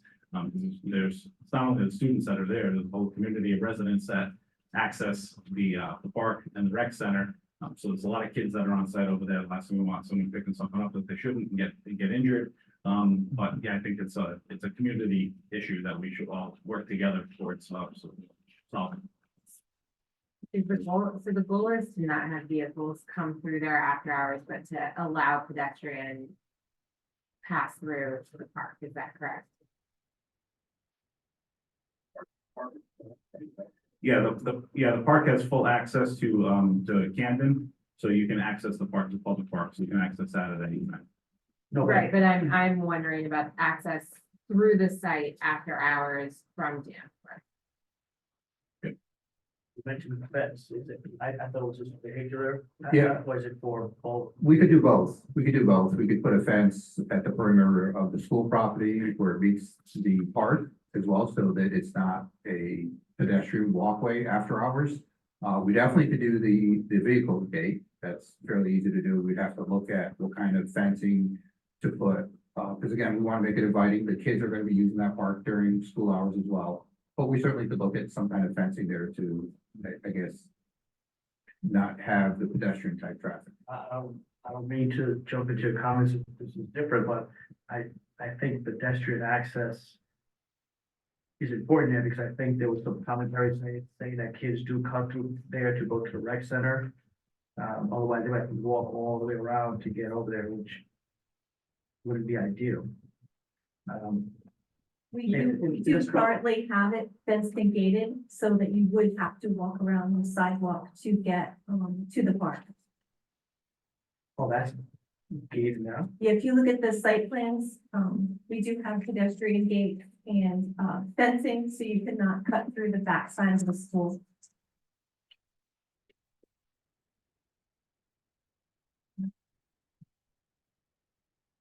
I guess my question was just to clarify whether, I mean, either that's fenced and gated and the goal is to not have people come through, or it needs to be monitored and lit and thought of as a public pass through. And those are two different approaches, so I was just trying to clarify which approach the school is taking. Currently is not considered a public pass through.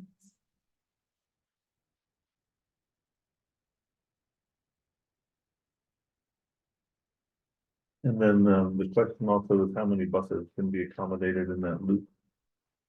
Approximately 6 to 8. And do we know how many service the school at this time? 6 currently. So you don't foresee any negative impact on the residents of Danforth by the new? We do not. And is there a lighting plan for the new parking lots going in, the light bases? Yes, and that was submitted in the full packet that you have. I did not print that in the 11 by 17. But we do always consider, you know, passive security as we are designing, and the existing building was L-shaped with a lot of different kind of nooks and crannies where people can kind of hide. And if you look at the proposed footprint on the building, it's just one kind of rectangle that has a lot more open space. We always consider sight lines and visibility of the students. Any other questions? Thank you again. Do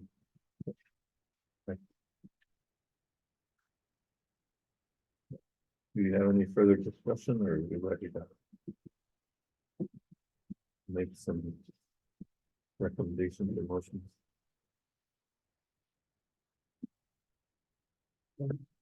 So first, we need a waiver, a motion for a waiver. For a waiver from submission of state approvals at this stage, subject to the condition that they be submitted with the final plan. That's the first step. We need to take. We have a second. Second. Let's take a voice vote. Charlotte. Aye. Dave. Aye. Will. Aye. Miguel. Aye. And I vote aye. The waiver is granted. Second, we need a vote to whether to combine the master preliminary stages having approved that waiver. Motion to approve. Second, I'll recommend. we'll take a voice vote again. Charlotte. Aye. Dave. Aye. Will. Aye. Miguel. Aye. And I vote aye. And the last vote that we needed is we should make approved. Well, we have approved the master preliminary plans, and then we need to delegate the final approval to DPD staff with two conditions. The tree canopy coverage, that it be replaced if any of it is lost within 2 years of the completion of construction. Is that correct? Yeah, that is correct. I would also add that the landscaping plan shall be subject to the forester's approval prior to final plan notice. I would add that. We can add that as well, and then that the applicant and the traffic engineers will work with the traffic engineer of the city on implementing this with the traffic study. I'd just like to add one more, that the drainage plan be subject to the city engineer's approval. So with those three conditions, then we need a motion to delegate the final approval to BPD staff. So moved. So this is, yeah, just to be clear, this motion would be an approval of master and preliminary plan, as well as the delegation to staff, plus the conditions that are in the report, plus the additional two that Choyan just mentioned. Still so moved. We have a second. Second. Voice vote, Charlotte. Aye. Dave. Aye. Will. Aye. Miguel. Aye. And I vote aye. Motion passed. Okay, so we're gonna take a 10-minute break. We'll come back at 6:45.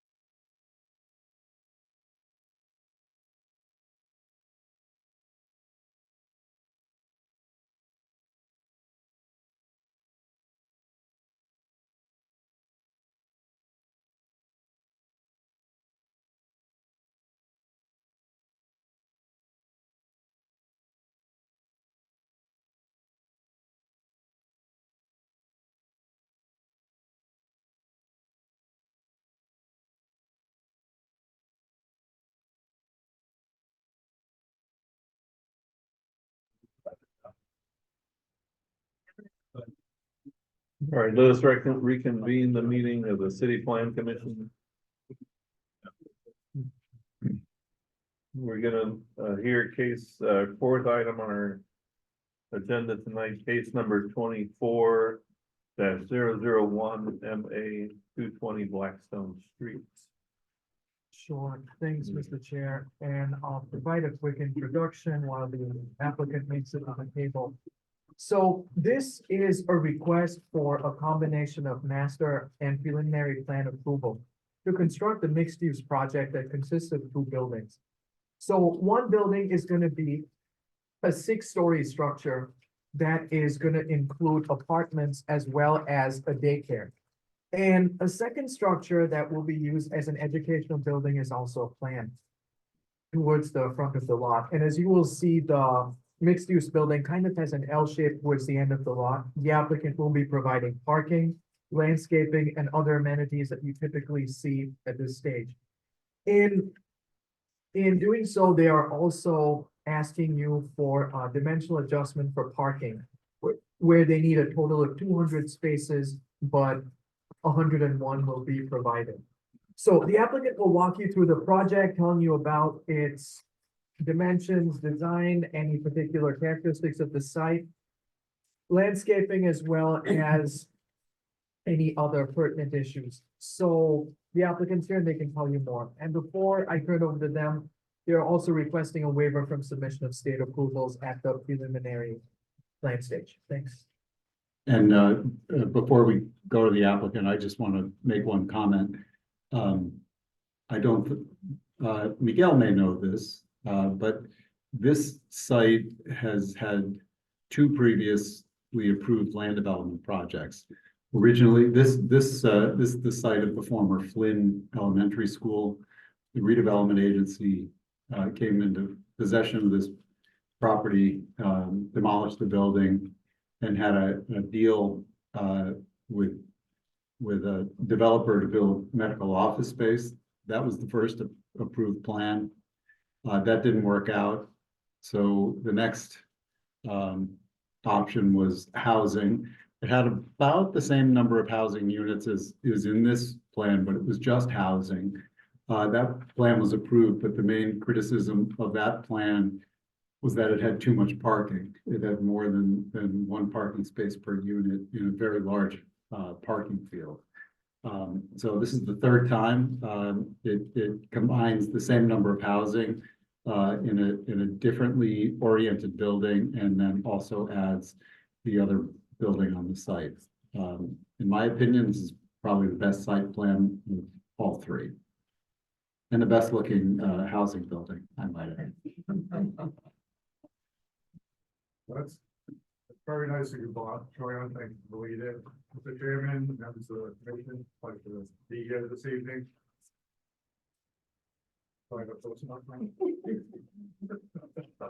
Just get closer. Get close to the mic. Is that better? No, closer. Is that better? Yes. That's what, do that. Yeah, you have to. Pleasure to be here, folks. Really appreciate the opportunity to put in front of you tonight, the Coffee Center 1 project. Very excited about it. As many of you may know, we're under construction at Coffee Chambers 2 and 3 currently. And those 124 units, which are a mix of 1 and 2 bedrooms, should be ready for occupancy sometime July 1st of this year or shortly thereafter. So we're super excited about it. And during that process and through the multiple community engagements, we found out that there is a significant lack of 2 and 3 bedrooms serving that community. So Frank and I and Virginia and the rest of our team put our heads together and started to speak with the community and happened upon the 5-acre site. Made contact with the developer, made plans to acquire the project, and since then we've been meeting with Bob and his team and outreach to South Providence Neighborhood Association, as well as Councilwoman Harris, and have a lot of good feedback that we got over that period of time, and we're excited to be before you, as I said earlier. Fine. So the configuration. I think we just need presentation rights.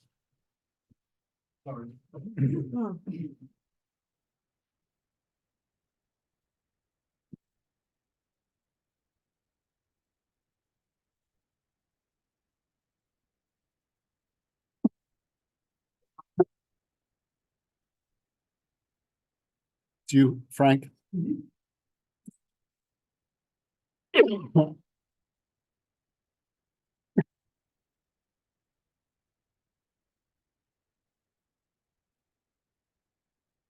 Thank you, Frank. So this is our current rendering of what we are calling Property Center One, a housing for the community. It's a 6-story building, comprised of a development team of Marathon Construction and Development. We have Frank Angeline with us this evening, as well as Virginia Branch of Branch Architects. We have Sam Hemingway from Garofalo, as well as Jessica Mowry, who is part of our strategic engagement team and chief of strategy. So we're excited to present to you this evening our development vision. It's really holds true to our sort of mantra of providing housing for the community. This was a blighted or vacant site that's been vacant for a little over 6 years, and the project is 178 units. 70% of the units are 2 and 3 bedroom units, approximately. We've got a 10,000 square foot user, Children's Friend and Services, who is going to provide not only daycare services on site within the primary building, but also Head Start and early childhood development educational programs as well, which we're extremely excited about. Goal is to build intergenerational housing, providing desperately needed childcare for the neighborhood, and that was a constant theme that we heard from many of these community engagement meetings that we've had. So the location of the site, as Bob and Joanne had mentioned, is the old Flynn School, situated between Blackstone and Gay Street. Our rear abutter is CCRI, and then to the north, or to the south, is basically a sea of parking. Sam, I don't know if you'd like to take a moment and take us through the site plan.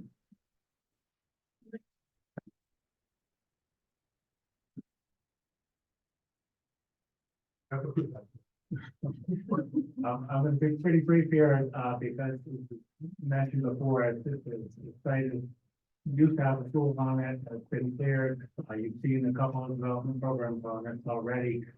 We've reoriented the building to on the plans outside, so away from the street, to kind of encompass a central area on the property.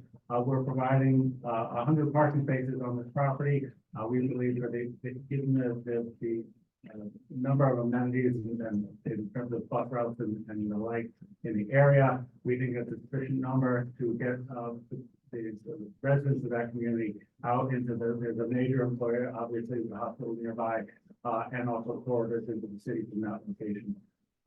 We've also introduced a second building, which is 30,000 square feet on 2 floors, intended on being an educational building, so that 2 entrances are proposed on the site. The residential property will enter from Blackstone Street, but the school property will enter from Gay Street, which is a short, basically a dead-end street, so has good access and functions really like a private entrance almost to the property. The parking fields are separated so that we have sufficient parking identified and usable to that second building space, but still interacting with the adjacent parking lot and providing an overall development scenario that's comfortable to the user within the site. As we mentioned quickly, we also have provided parking and bicycle parking in accordance with the rules, but still have maintained good pedestrian zones and open spaces between the buildings. Again, we think it's a big, similarly, as was mentioned by Bob, we think that, the smaller scale of parking facilities and open grass and landscape areas are pretty significant change for the better from the previous plans. The project proposes full conformance to the canopy requirements of the landscape requirements of the ordinance again. In this instance, there were, I think, 2 large trees on the site identified by the city forester to qualify for special attention effectively. So one of those trees is up in front, is on the fronting street, and we will be protecting and maintaining that throughout construction, ensuring that tree doesn't have any damage during the process. The second tree will be removed as part of the project. There simply were not really opportunities to provide the development program on the site, but it will be replaced in accordance with the city ordinances and in conjunction with discussions with the city forester. We'll be adding additional trees to offset that displacement, but otherwise we'll have a significant number of large shade trees. Because this is a fully developed project in the past, we have not pursued to the full extent of the final permitting on site. Most of the permits that we're asking for relief to receive at this stage have already been obtained in the past, and either just need minor modifications or the like. So things like the NBC sewer connection and the stormwater management facility were previously reviewed and approved by both the state and by engineer and NBC. But again, we'll need to make modifications to those moving forward. We think those modifications are not significant and certainly wouldn't anticipate major changes to the site development program through that process. Thank you.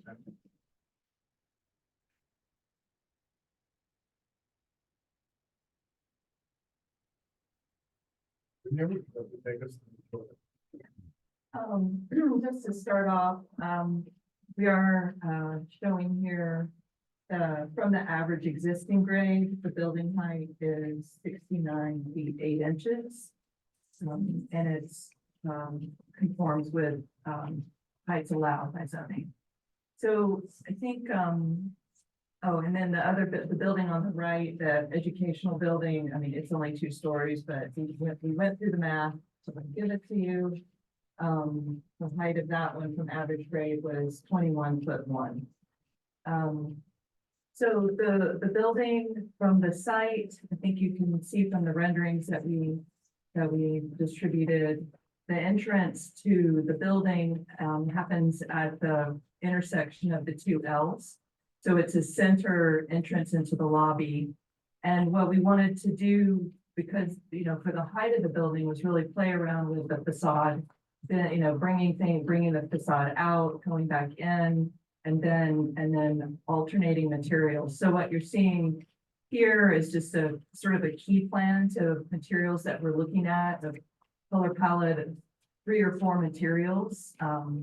We think that the scale of the building is appropriate for the neighborhood, and we're up against an institutional neighborhood. And we wanted to address that, but we also wanted to use more traditional windows and, you know, looking at some brick materials at the ground floor, double hung windows, the cornice, talking between the residential neighborhood that's to the west and the institutional neighborhood where we're really situated. And here again, you can see the L shape, and at the intersection of the 2 L's, that's the main entrance to the building. And the daycare function is the larger space to, yeah, thanks. That's about a 10,000 square foot space for a daycare. They'll have their own entrance. It allows for parents to park, walk the children in, and then we have a sort of a separate zone for tenants. We thought about loading, we thought about trash. I think this is a very efficient plan, and we have sort of the benefit of being almost a corner site because of Bay Street coming in. And those are elevational studies of the residential building, and then in the front is the 2-story educational building that we're looking at now. I think the materials are cement panel. They're all materials that are approved. We're not proposing to use anything that would not be allowed within the guidelines.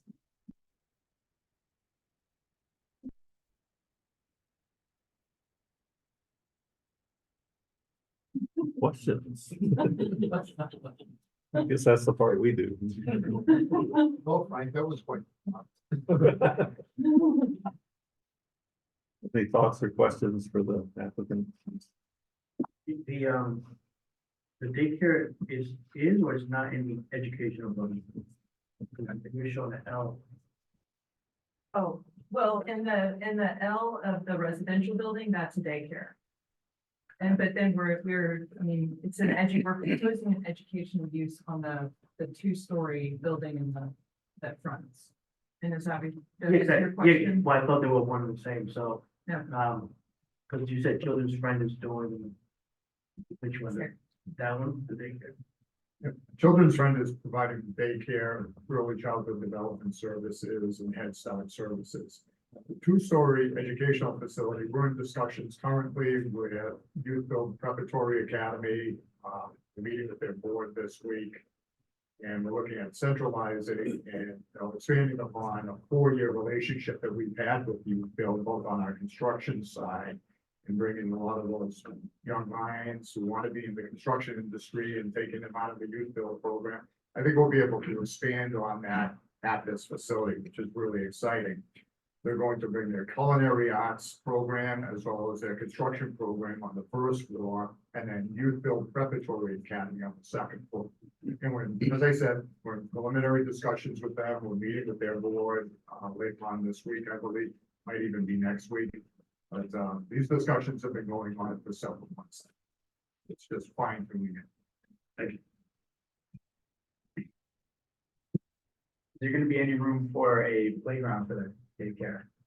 Yes, there is. Which the site plan.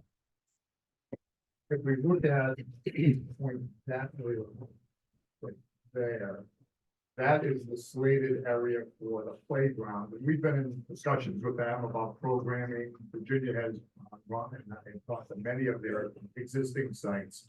So this meets all of their criteria as far as what they need for outdoor space.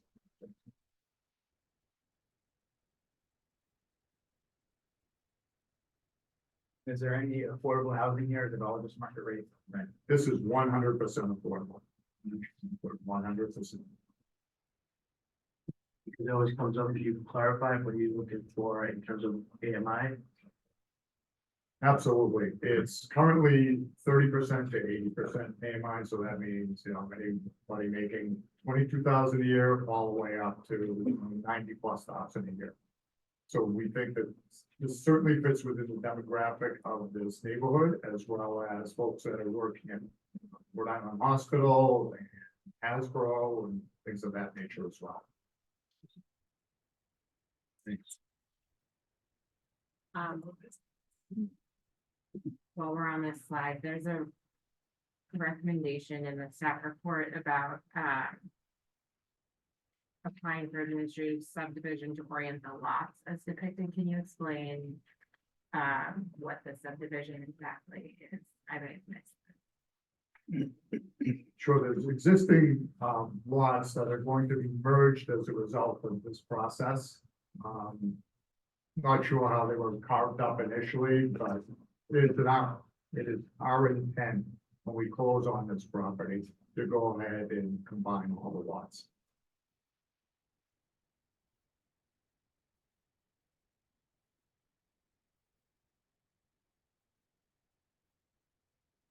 Any other questions or comments?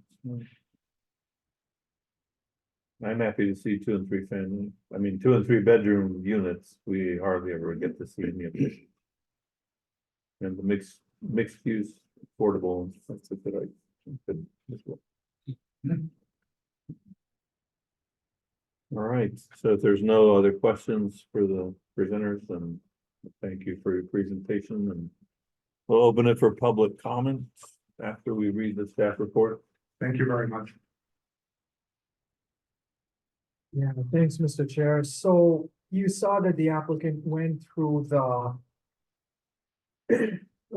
criteria for zoning conformance, and they spoke about the dimensions and design, parking, landscaping, lighting, and environmental impact. So as far as parking goes, they are requesting an adjustment in where where they will be providing 101 spaces, where 200 will be required. And it is our recommendation that you grant that adjustment, finding that they will be providing mixed-use development. And also, as far as landscaping goes, they will be meeting the canopy coverage requirement. However, as discussed, based on the forester's review, he did find that there were some additional enhancements that he wanted to the plan. So the forester would ask that you require that 2,300 square feet of canopy coverage be added to the final landscaping plan to compensate for the lost canopy coverage as a result of the development. And also he asked that a 30-foot tree protection zone be put around the 32-foot diameter oak tree located towards the front of the property. Then as far as lighting goes, the applicant will conform to the requirements of the ordinance with no light trespass onto neighboring properties. They have provided a drainage plan as well as erosion control plan which will be reviewed by the city engineer. And as discussed, their waivers for state approvals were more modifications for previously granted approvals to the site, and we recommend that you grant that waiver based on those circumstances. And after that, they are asking to combine the stages, which we recommend that you would do. So having said that, we do find that the plan is in conformance with the comprehensive plan as well as the zoning ordinance. We don't foresee negative environmental impact. This will be a buildable lot, and adequate vehicular and pedestrian access will be provided from Gay Street as well as Blackstone Street. So based on that, we would first recommend that you grant the waiver from submission of state approvals. Then we recommend that you combine both master and preliminary plan approval. Then we recommend that you grant the dimensional adjustment for parking. And finally, we recommend that you grant the master and preliminary plan approval subject to these conditions. That the drainage calculations be subject to the city engineer's review, that the landscaping plan be subject to the city forester's review for conformance with their specifications and recommendations. Then the applicant shall apply for an administrative subdivision to orient the lots as depicted on the plan. And finally, we ask that final plan approval be delegated to DPD staff. Thank you. Do we have anyone here for public comments? Please,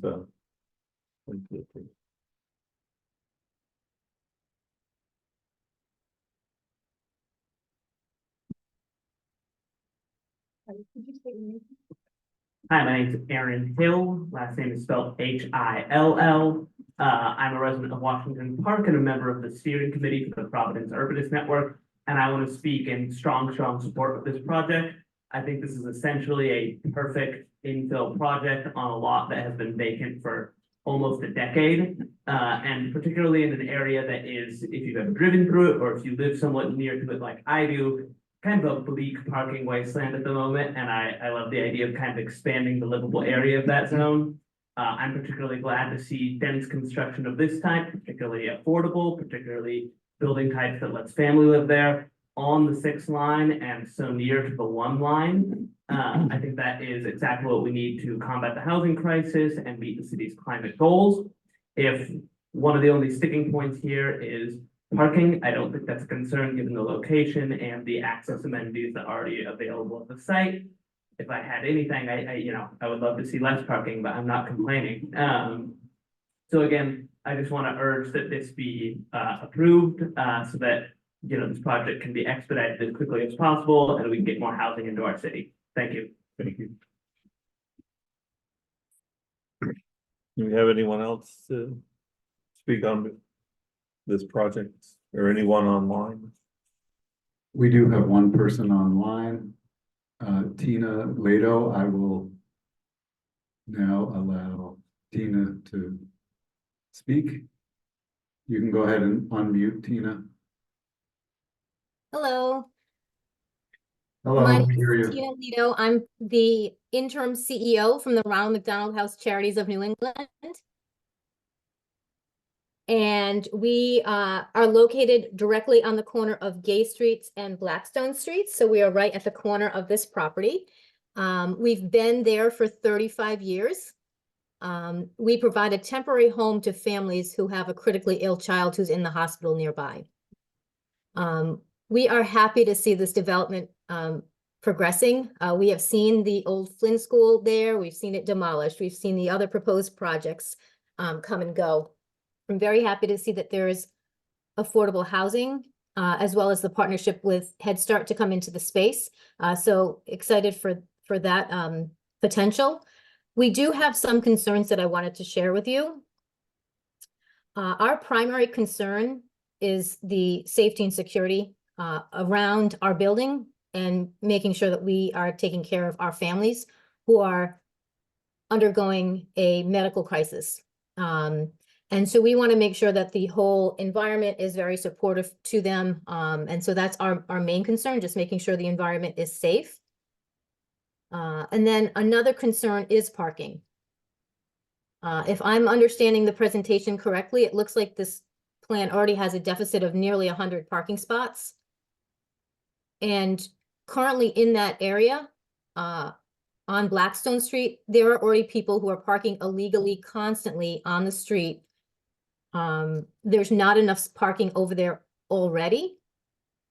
And the parking is actually a dangerous situation on Blackstone where you cannot see traffic when you're trying to enter and exit a street or a parking lot because the parking is so congested over there. So I just wanted to make note of that. I'm concerned about the lack of parking because it's already a very challenging area for parking. Okay, thank you. Thank you for your comments. Is there anyone else? No? No.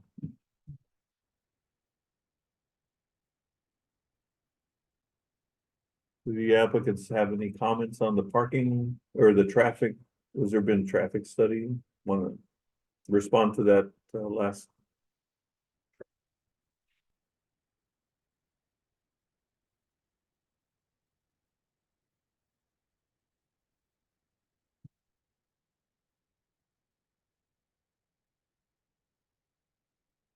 Harry Angevine, Marathon Development.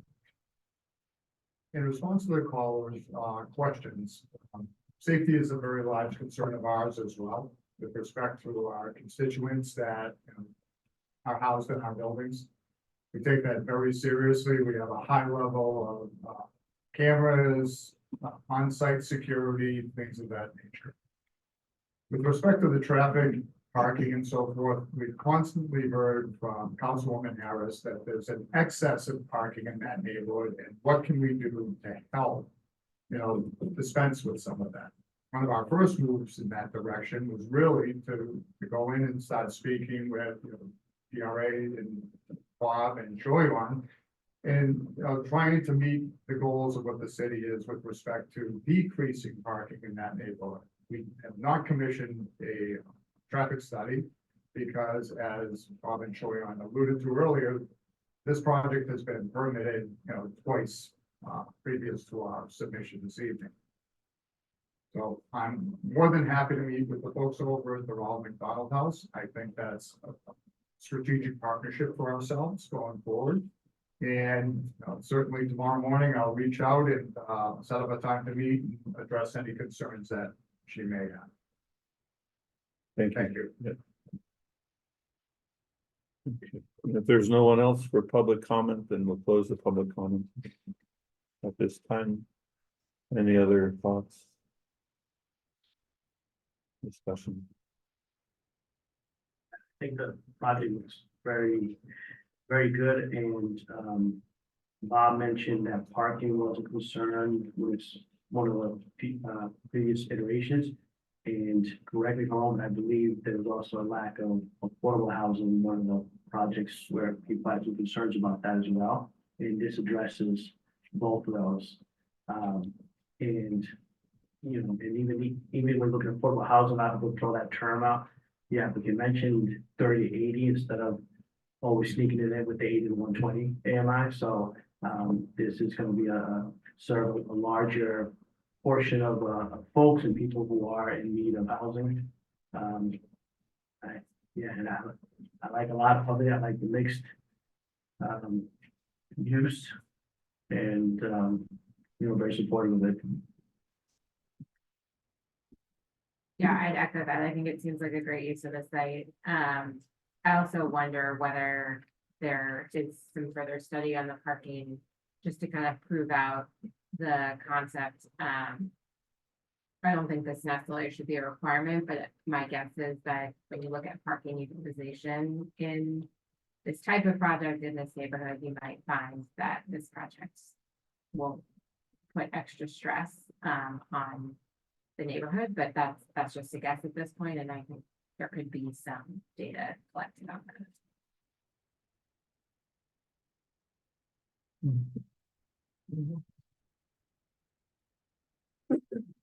Perhaps, more of a, not requirement, but suggestion for the applicant.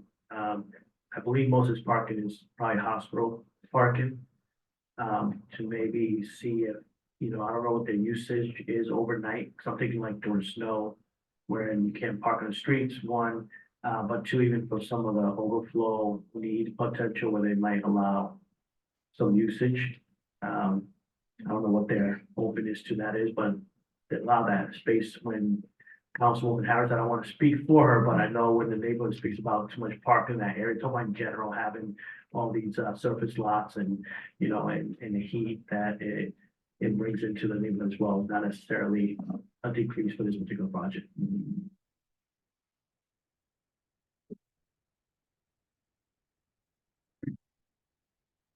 Okay, are we ready then to, we'll go through them in order, the recommendation for the first one. We need a motion. So I move to grant a waiver for submission of the state approvals at the preliminary stage. Subject to a condition that the applicant will submit the approval with the final plan and return to CPC if the approval results in some substantial change. I'll second. You have a second, Charlotte? Aye. Dave? Aye. Will? Aye. Miguel? Aye. And I vote aye. The second recommendation that we have from staff is that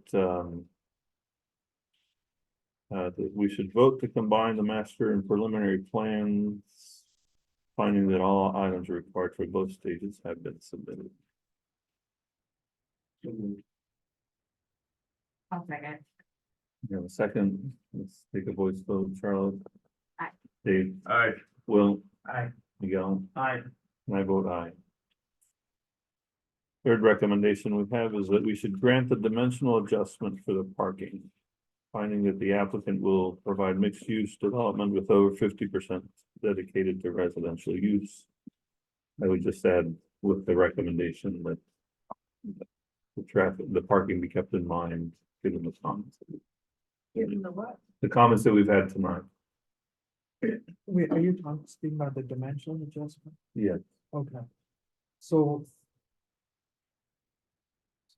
So are you saying as a condition of dimensional adjustment?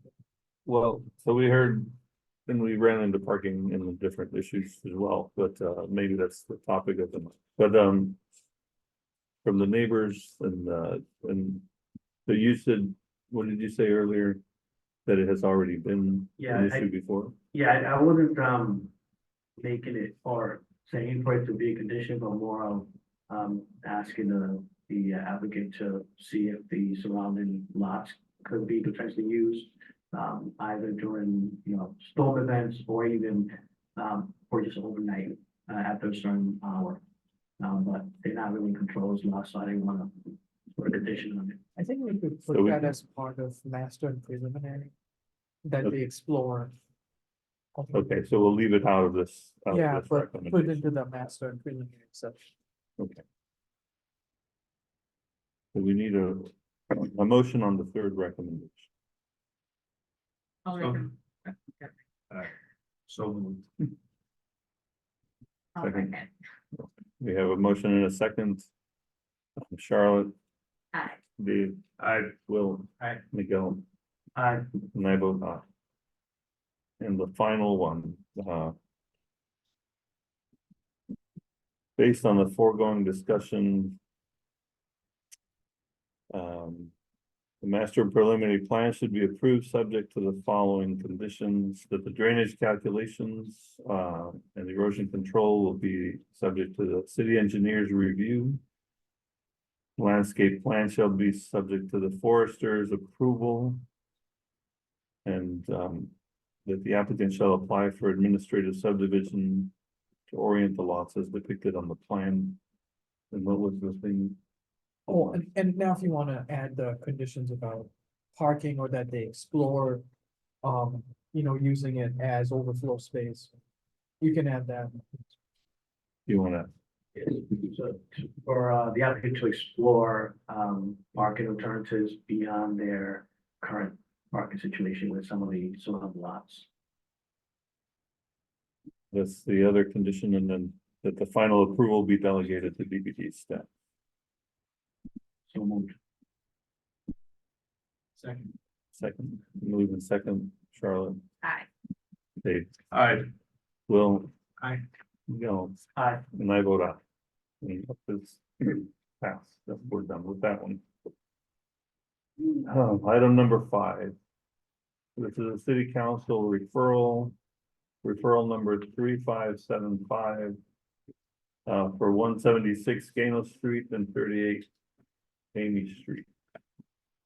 Sure, thanks, Mr. Chair. And this is a request for a zone change for the subject lots from R3 to R4.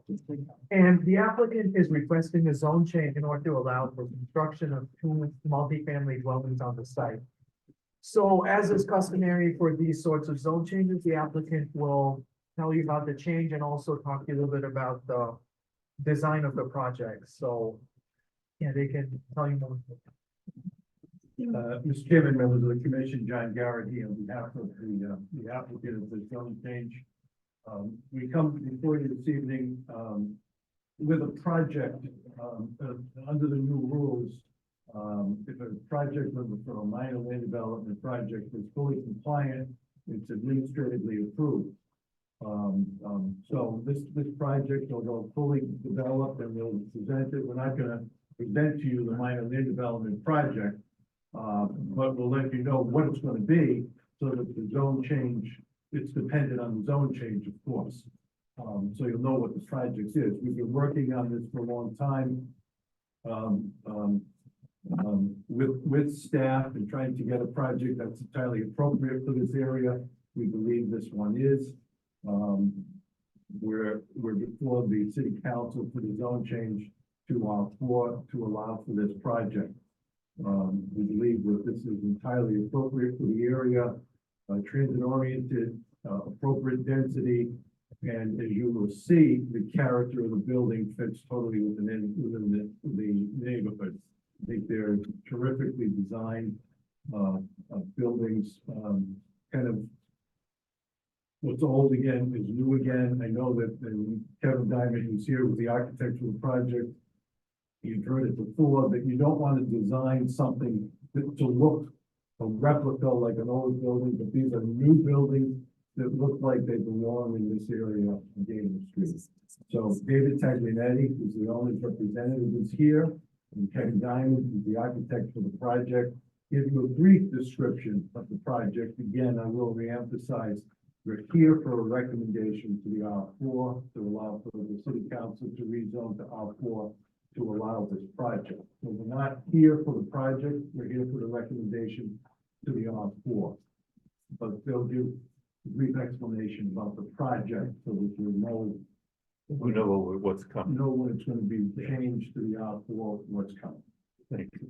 Yeah, Mr. Chair, when we get these petitions for zoning changes, we always ask, what is the project? We want to know, we want you to know that there is a project associated with this, that it's not just speculative, and that there's enough information so that we can determine that this is something that can be approved as a land development project, and that it can be administratively approved. And let me just add to that, and I think to the credit of the owner, it takes some expense to design a project and to present a project without knowing that the zone change is gonna be approved. So, and they've done that. So they moved it along to a place where you can see what is going to be. Not really knowing whether or not the zone change is gonna happen, whether or not it'll be allowed. So, David, you want to give a brief explanation? Sure. Good evening, I'm Dave Taglianetti, the owner's rep for the project. As John indicated, we have been working with Kevin Diamond and John on this project for, it's probably been about a year and a half. We've developed several different architectural schemes. I think we finally have landed on something that was receptive to not only the city planning staff, but we've also presented the plans to the local councilman, John Goncalves. And John thought that the massing of the project really fit in seamlessly with the community. I believe you guys have the site plans in front of you. The buildings, there's two lots, two 5,000 square foot lots. And we are proposing a 3-story building on each of those lots. The buildings will be adjacent to Gano Street, front up on Gano Street as good urban design wants. We will have the parking behind the two buildings, and we will have access off of Amy Street, so no access onto Gano Street. So I think from a land planning standpoint, I think it achieved what we were looking for it to achieve. Each of the buildings will have 10 units. The units will be, there's 4 studio units and 6 one-bedroom units. The project also provides for 9 parking spaces, and again, is fully compliant with the R4 zoning ordinance. There was an opportunity to provide additional parking, but we believe, first of all, there's no parking required for the project based on the lot size. But, we certainly aren't going to be able to market an apartment building that doesn't have any parking. So we tried to balance the number of parking spaces with the required zoning, with also providing enough landscaping on the property to screen the parking from the abutters. And we think we've achieved that balance. There is a lot of transit-oriented services along Gano Street. And then the target market that we have for this, with the studio apartments and the one-bedroom is probably not students, but grad students, and then young urban professionals. So we feel like we have a good project, and I don't know if Kevin wants to add anything to that, or if there's any questions that you all have for us. Did you want to add a few things? Very little. These two gentlemen made my job very easy. I think you've explained the project really well. I don't want to get stuck in the weeds. I'm happy to go as far in depth on the design as you'd like me to and answer questions, but this has certainly been an iterative design process. This is certainly not where we started. We've arrived here through lots of discussion, lots of iterations, site visits, discussions with the DPD. I believe we had one meeting, like a pre-application meeting to discuss the design and the overall intent early on in the process, which really informed what's happening here. I think these guys said it all. I think what the three of us, I think what we feel most passionately about this project, what makes it different than a lot of the other things that are new things going on nearby, is that this is 2 separate buildings, and I think that's really special.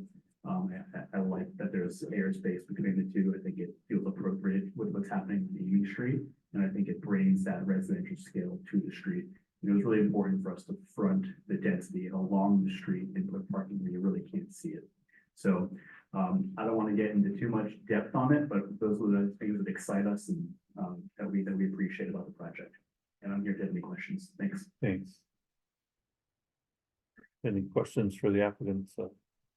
We are just reviewing a referral to the city council, but I would just want to say that I appreciate all the other work, because then we can see what's going to happen, opposed to before where we could just get here with an idea and we have to kind of figure out if we wanna guess at what might happen. So it's really helpful, though I know that it does involve expense, that's fun, so. So any questions? We've done this a bunch of times already, R3 to R4.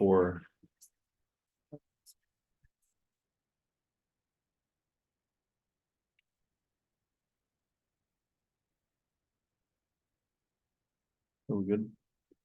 Yes. Okay. All right, and we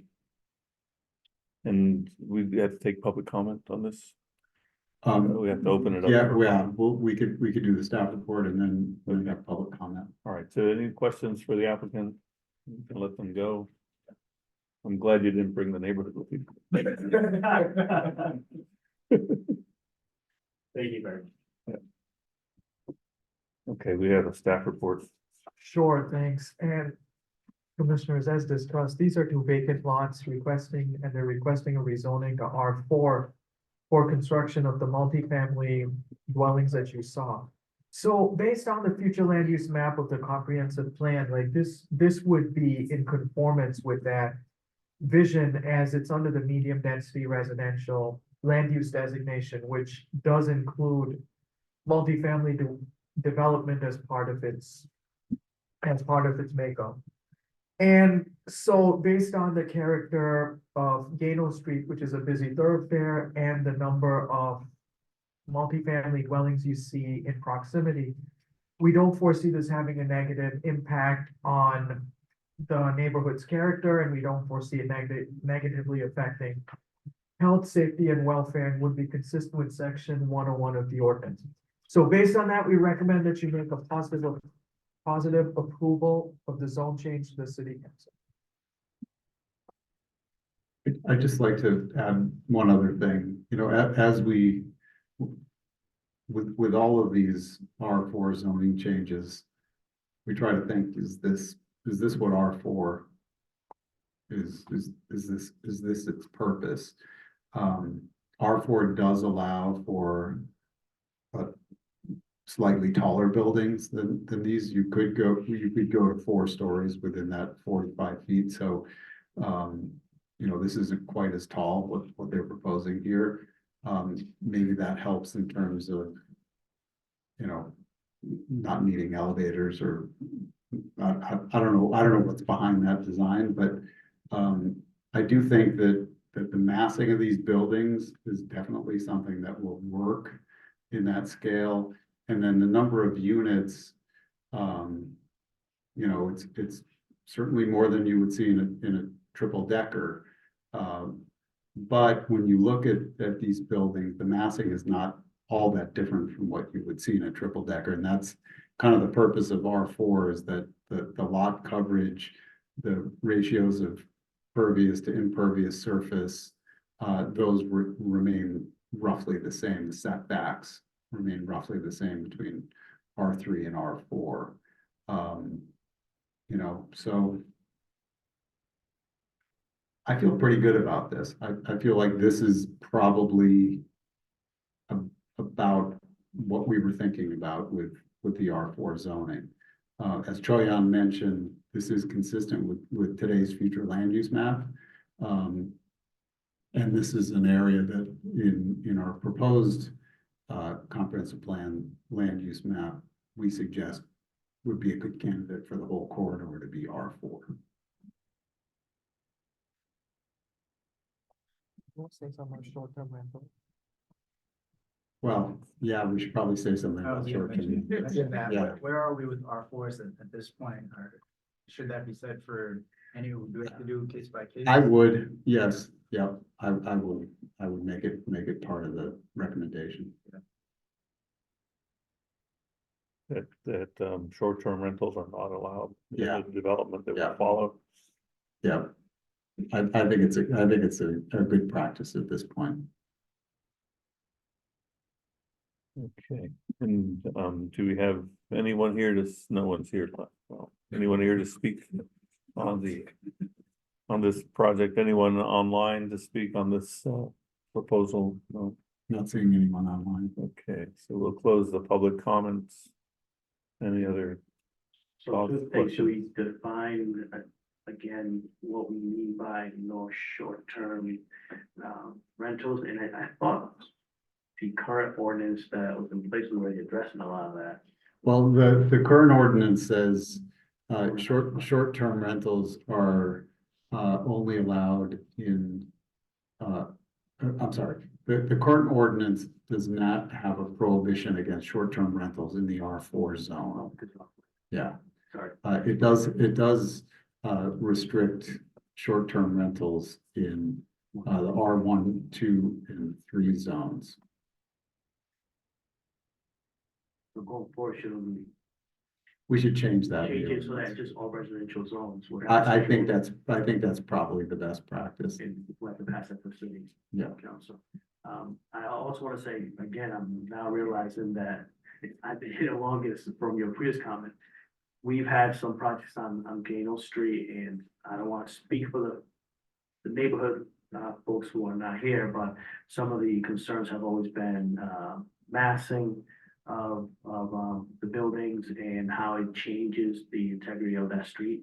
This obviously is not that, you have two separate buildings. There's, so it's a lot lower than, it's lower than it could have been in some of the other projects that have passed. So I think this seems to go in the vein of what the residents of that neighborhood have expressed to us in the past. So that gives me more confidence in supporting a project like this.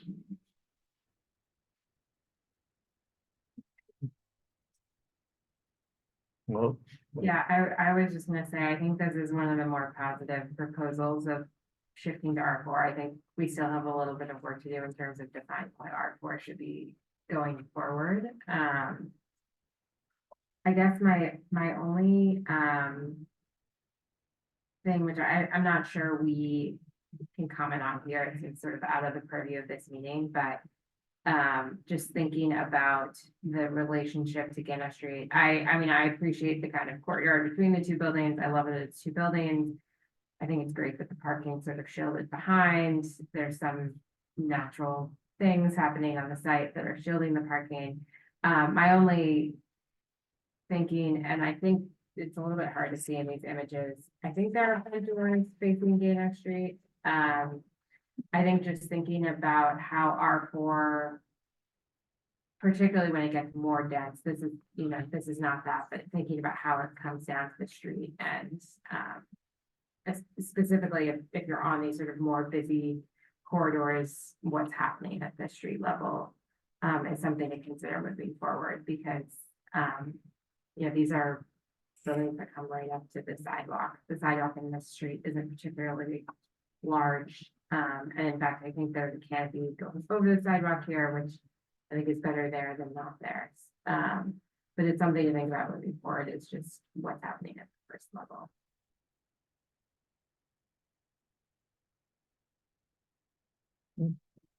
Make it a little more pedestrian friendly. Yeah, I think that's fair. The minor land development project process is not simply a check the box and put a stamp on it. We do work with the designers and I think we've in the last project that we just approved, we had an iterative process where there were a few tweaks to the design. So we are trying to incorporate that into our process. any other thoughts? No. Can we have a motion? So I move that we make a positive recommendation to the city council for from R3 to R4 zone change with the conditions that short-term housing is not allowed. Short-term rental. Short-term rental should be not allowed. Define what we mean by short-term or beyond. It's actually defined in the ordinance. So Yeah, do that way. yeah, it's a rental of less than 29 days or 30 days. Do we have a motion on the table? Second. Second. Charlotte, Aye. Aye. Will, Aye. Gano, Aye. and I vote aye. Brings us to our last item, referral 3574. Richmond and Elm Street. Sure, so Then he's on, I'll text him. Okay. He's- Okay, yeah. So, I'm sorry, Joanne, just a sec. I'm leaving the table. I have a relationship with Brown University, so I'm gonna recuse myself from this. Joanne, we'll take it from here, and Joe Mulligan is online, the planning director, and not sure if he'll weigh in, but I think he would be available if necessary. Thank you. Okay, go ahead. sure, thanks, Mr. Chair, and this is a request to abandon portions of Richmond and Elm Streets as depicted on the map that you see in your staff report. And this abandonment is contingent on a memorandum of agreement that the city had entered into with Brown University based on a voluntary payment agreement. So I guess the applicant is here and they'll tell you that this request for abandonment is to serve their new integrated life science building facility as well as other property that abuts the abandonment area. So yeah, the applicant's here and they can walk you. Thank you. Good evening, Mr. Chair, members of the commission. Amy Goins, attorney with Ursula Tights and Rich, here on behalf of Brown University. I'm here alone tonight, but on the Zoom with me from Brown. I believe Craig Barton, university architect, if he could be made a panelist in case the commission has any questions. Also joining via Zoom is Brown's consulting engineer on this project, John Staubach, registered professional engineer with BHP. I'm not sure if there's an Al Dahlberg also on the Zoom. Okay. So as Choyan indicated, Brown has filed a petition for abandonment with the city council. That petition for road abandonment was specifically contemplated in the memorandum of agreement that Brown entered into with the city, which was approved by the city council and mayor in October of last year. The MOA contemplates $46 million in voluntary payments in lieu of taxes by Brown to the city over a period of time. One of the conditions to Brown's payments was this abandonment.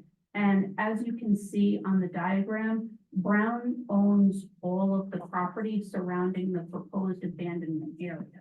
And specifically, the road abandonment will facilitate and enable the construction of the planned integrated life sciences building, which the Downtown Design Review Committee granted final approval for in December of last year. This will be a 7-story building that will serve as a hub for collaboration and interdisciplinary research between various scientific disciplines, such as biology, public health, and bioengineering.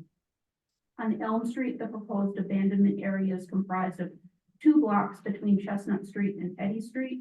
And on Richmond Street, the proposed abandonment area is comprised of 2 blocks located between Ship Street and South Street. The abandonment area is roughly 43,000 square feet, slightly under 1 acre. Brown acknowledges that we will be required to grant necessary easements for access to property, utility access, and maintenance. The Brown's abandonment petition is out for review with the usual reviewing agencies, the Water Supply Board, Narragansett Bay Commission, the various utility companies and departments. And as we're receiving their comments, Brown will be working to finalize whatever easements will be required. Additionally, we acknowledge the need to apply for an administrative subdivision to merge the abandonment area with the adjacent Brown properties. But the staff report lays out the statutory standard, which is that the proposed abandonment area has ceased to be useful to the public as a public roadway. Brown understands that it's going to need to work with the city, to, provide for safe pedestrian and vehicular, circulation. So traffic safety will be of paramount importance, and we expect that that's something that's going to be vetted thoroughly at the hearing before the, Committee on Public Works. If you have any questions, I'm happy to answer them, as well as my colleagues. Thank you. Any questions for the applicants? So this is already, it sounds like it's already part of a memorandum with the city and the kind of conditional for some agreements that were made in the past. If I could, the memorandum of agreement makes abandonment of these roadways a condition of the city receiving pilot or funding from Brown, but in no way is the memorandum of agreement in agreement to abandon this property. The memorandum of agreement does not take away the independent analysis and approval required on a petition for abandonment. So I just want you to understand this decision has not been made. Even where the situation, your role here is the same, irrespective of the memorandum of agreement. The only weight you should or may give the memorandum of agreement might be that there's some community support in some aspects of the city as an agency for this. But that is not one of the standards that you need to approve this. Thanks.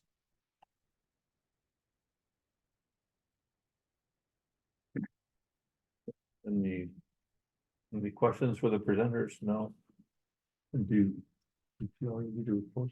Have a report, No, I haven't. I can read that. Okay. I believe we do have and we have some public comment. comment. Yeah, Okay, good.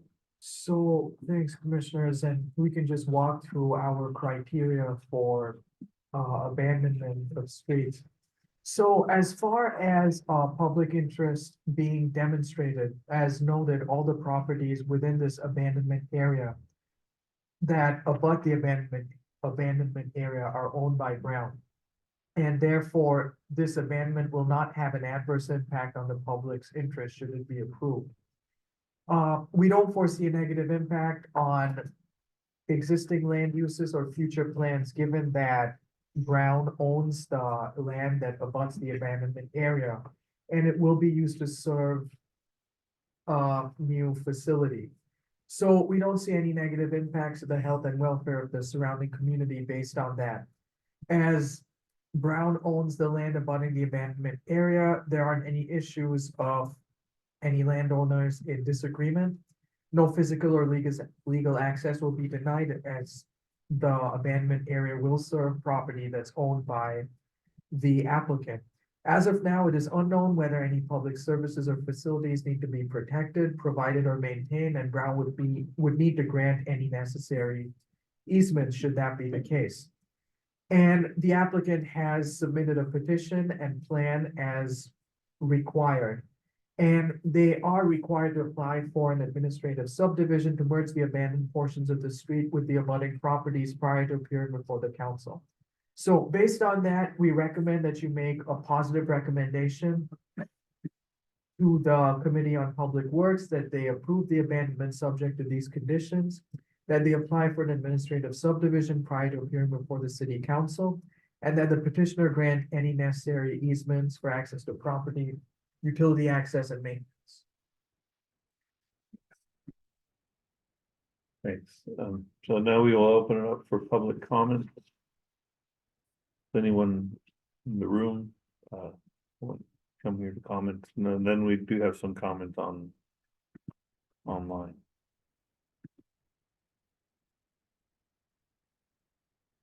So if you would, can we hear them? We should be able to. This is a Sharon Steele.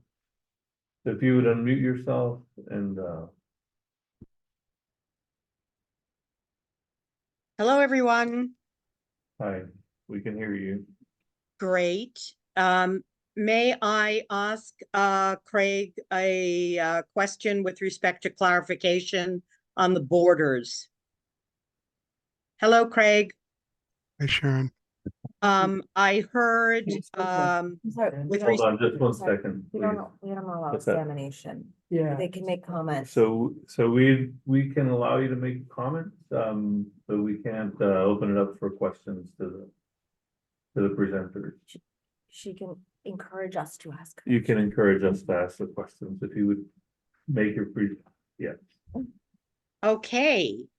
So before I make my comments, which are general, I am seeking clarification with respect to Richmond Street as to the borders of the blocks. My understanding was that it would literally run from Ship to Elm. What I heard is Ship to South.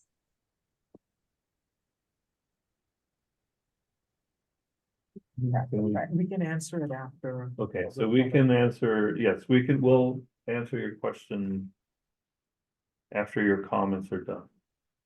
Like after public comment. After the public comment, we Yeah, we can, can open it up to. so the question is what part of Elm Street is being abandoned? No, What part of Richmond Street is being abandoned? exactly. Okay. So we'll get back to you on that. Okay. With respect to the comments, I'm speaking as the president of the Jewelry District Association. And we are certainly in favor of the eventual abandonment with respect to having this begin to feel like a campus, which infers that we will have a greening effect or implementation of what is now pavement, with widening of sidewalks to enhance pedestrian safety and the traversing of obviously this space. The ILSB building is 300,000 square feet, give or take. And so therefore, it is extremely important for there to be plantings, large trees, expanses of grass, other ground cover. We have discussed this at great length, and this is all in keeping with the future of life sciences in the Jewelry District, and obviously making the harmony between residents, businesses, and institutions feel more, shall we say, collaborative, cooperative, and sensitive to the needs of the abutters. And so all of this is to soften and to increase green space and encourage obvious use of exterior spaces as they reinforce the inside-outside feel of the first floor of the ILSB building. So that's our sort of general sense. I look forward to clarification. All right, thank you. Do we have anyone else for public comments? You would raise your hand on the virtual screen. Anybody there? I saw none. We don't have any other public comments. We'll close the public comment now, and I think you did mention what area of Richmond Street was going to be closed, or the application covers. Could you repeat it, please? Yep, and if I can suggest Ms. Steele can review the documents posted on the CPC's website. And certainly will send Ms. Steele the diagram, but the proposed abandonment area is roughly a cross shape. Richmond Street runs roughly north and south. It's proposed, the area proposed for abandonment runs from Ship Street to South Street. So that's the area of Richmond Street. And then the cross street, Elm Street runs roughly east to west. It's proposed to be abandoned between Chestnut Street and Eddy Street. Thank you. And I did have one follow-up question. Are all these lots gonna be merged at some point, or have they already been merged for one building? The proposed abandonment area will be merged with the adjacent properties and will be submitting an administrative subdivision application at some point soon. Any other questions or comments? Any thoughts? So this is a recommendation to the city council. So if there's no more comments or thoughts, can I have a motion? So moved. To recommend to the city council to approve the abandonment of Richmond and Elm And Street. and also with there were a couple of conditions, the administrative subdivision. Yeah, with the conditions. With the staff conditions in the staff report. With the conditions in the staff report. We have a motion on the table. Second. Let's take a vote. Charlotte. Dave. Aye. Will. Aye. Miguel. Aye. And I vote aye. And that concludes our meeting for the day. Motion to adjourn. Thank you. Okay. Thank you. Thank you and best of luck. Who seconded the agenda? Hi. All right. 8 o'clock on the dot.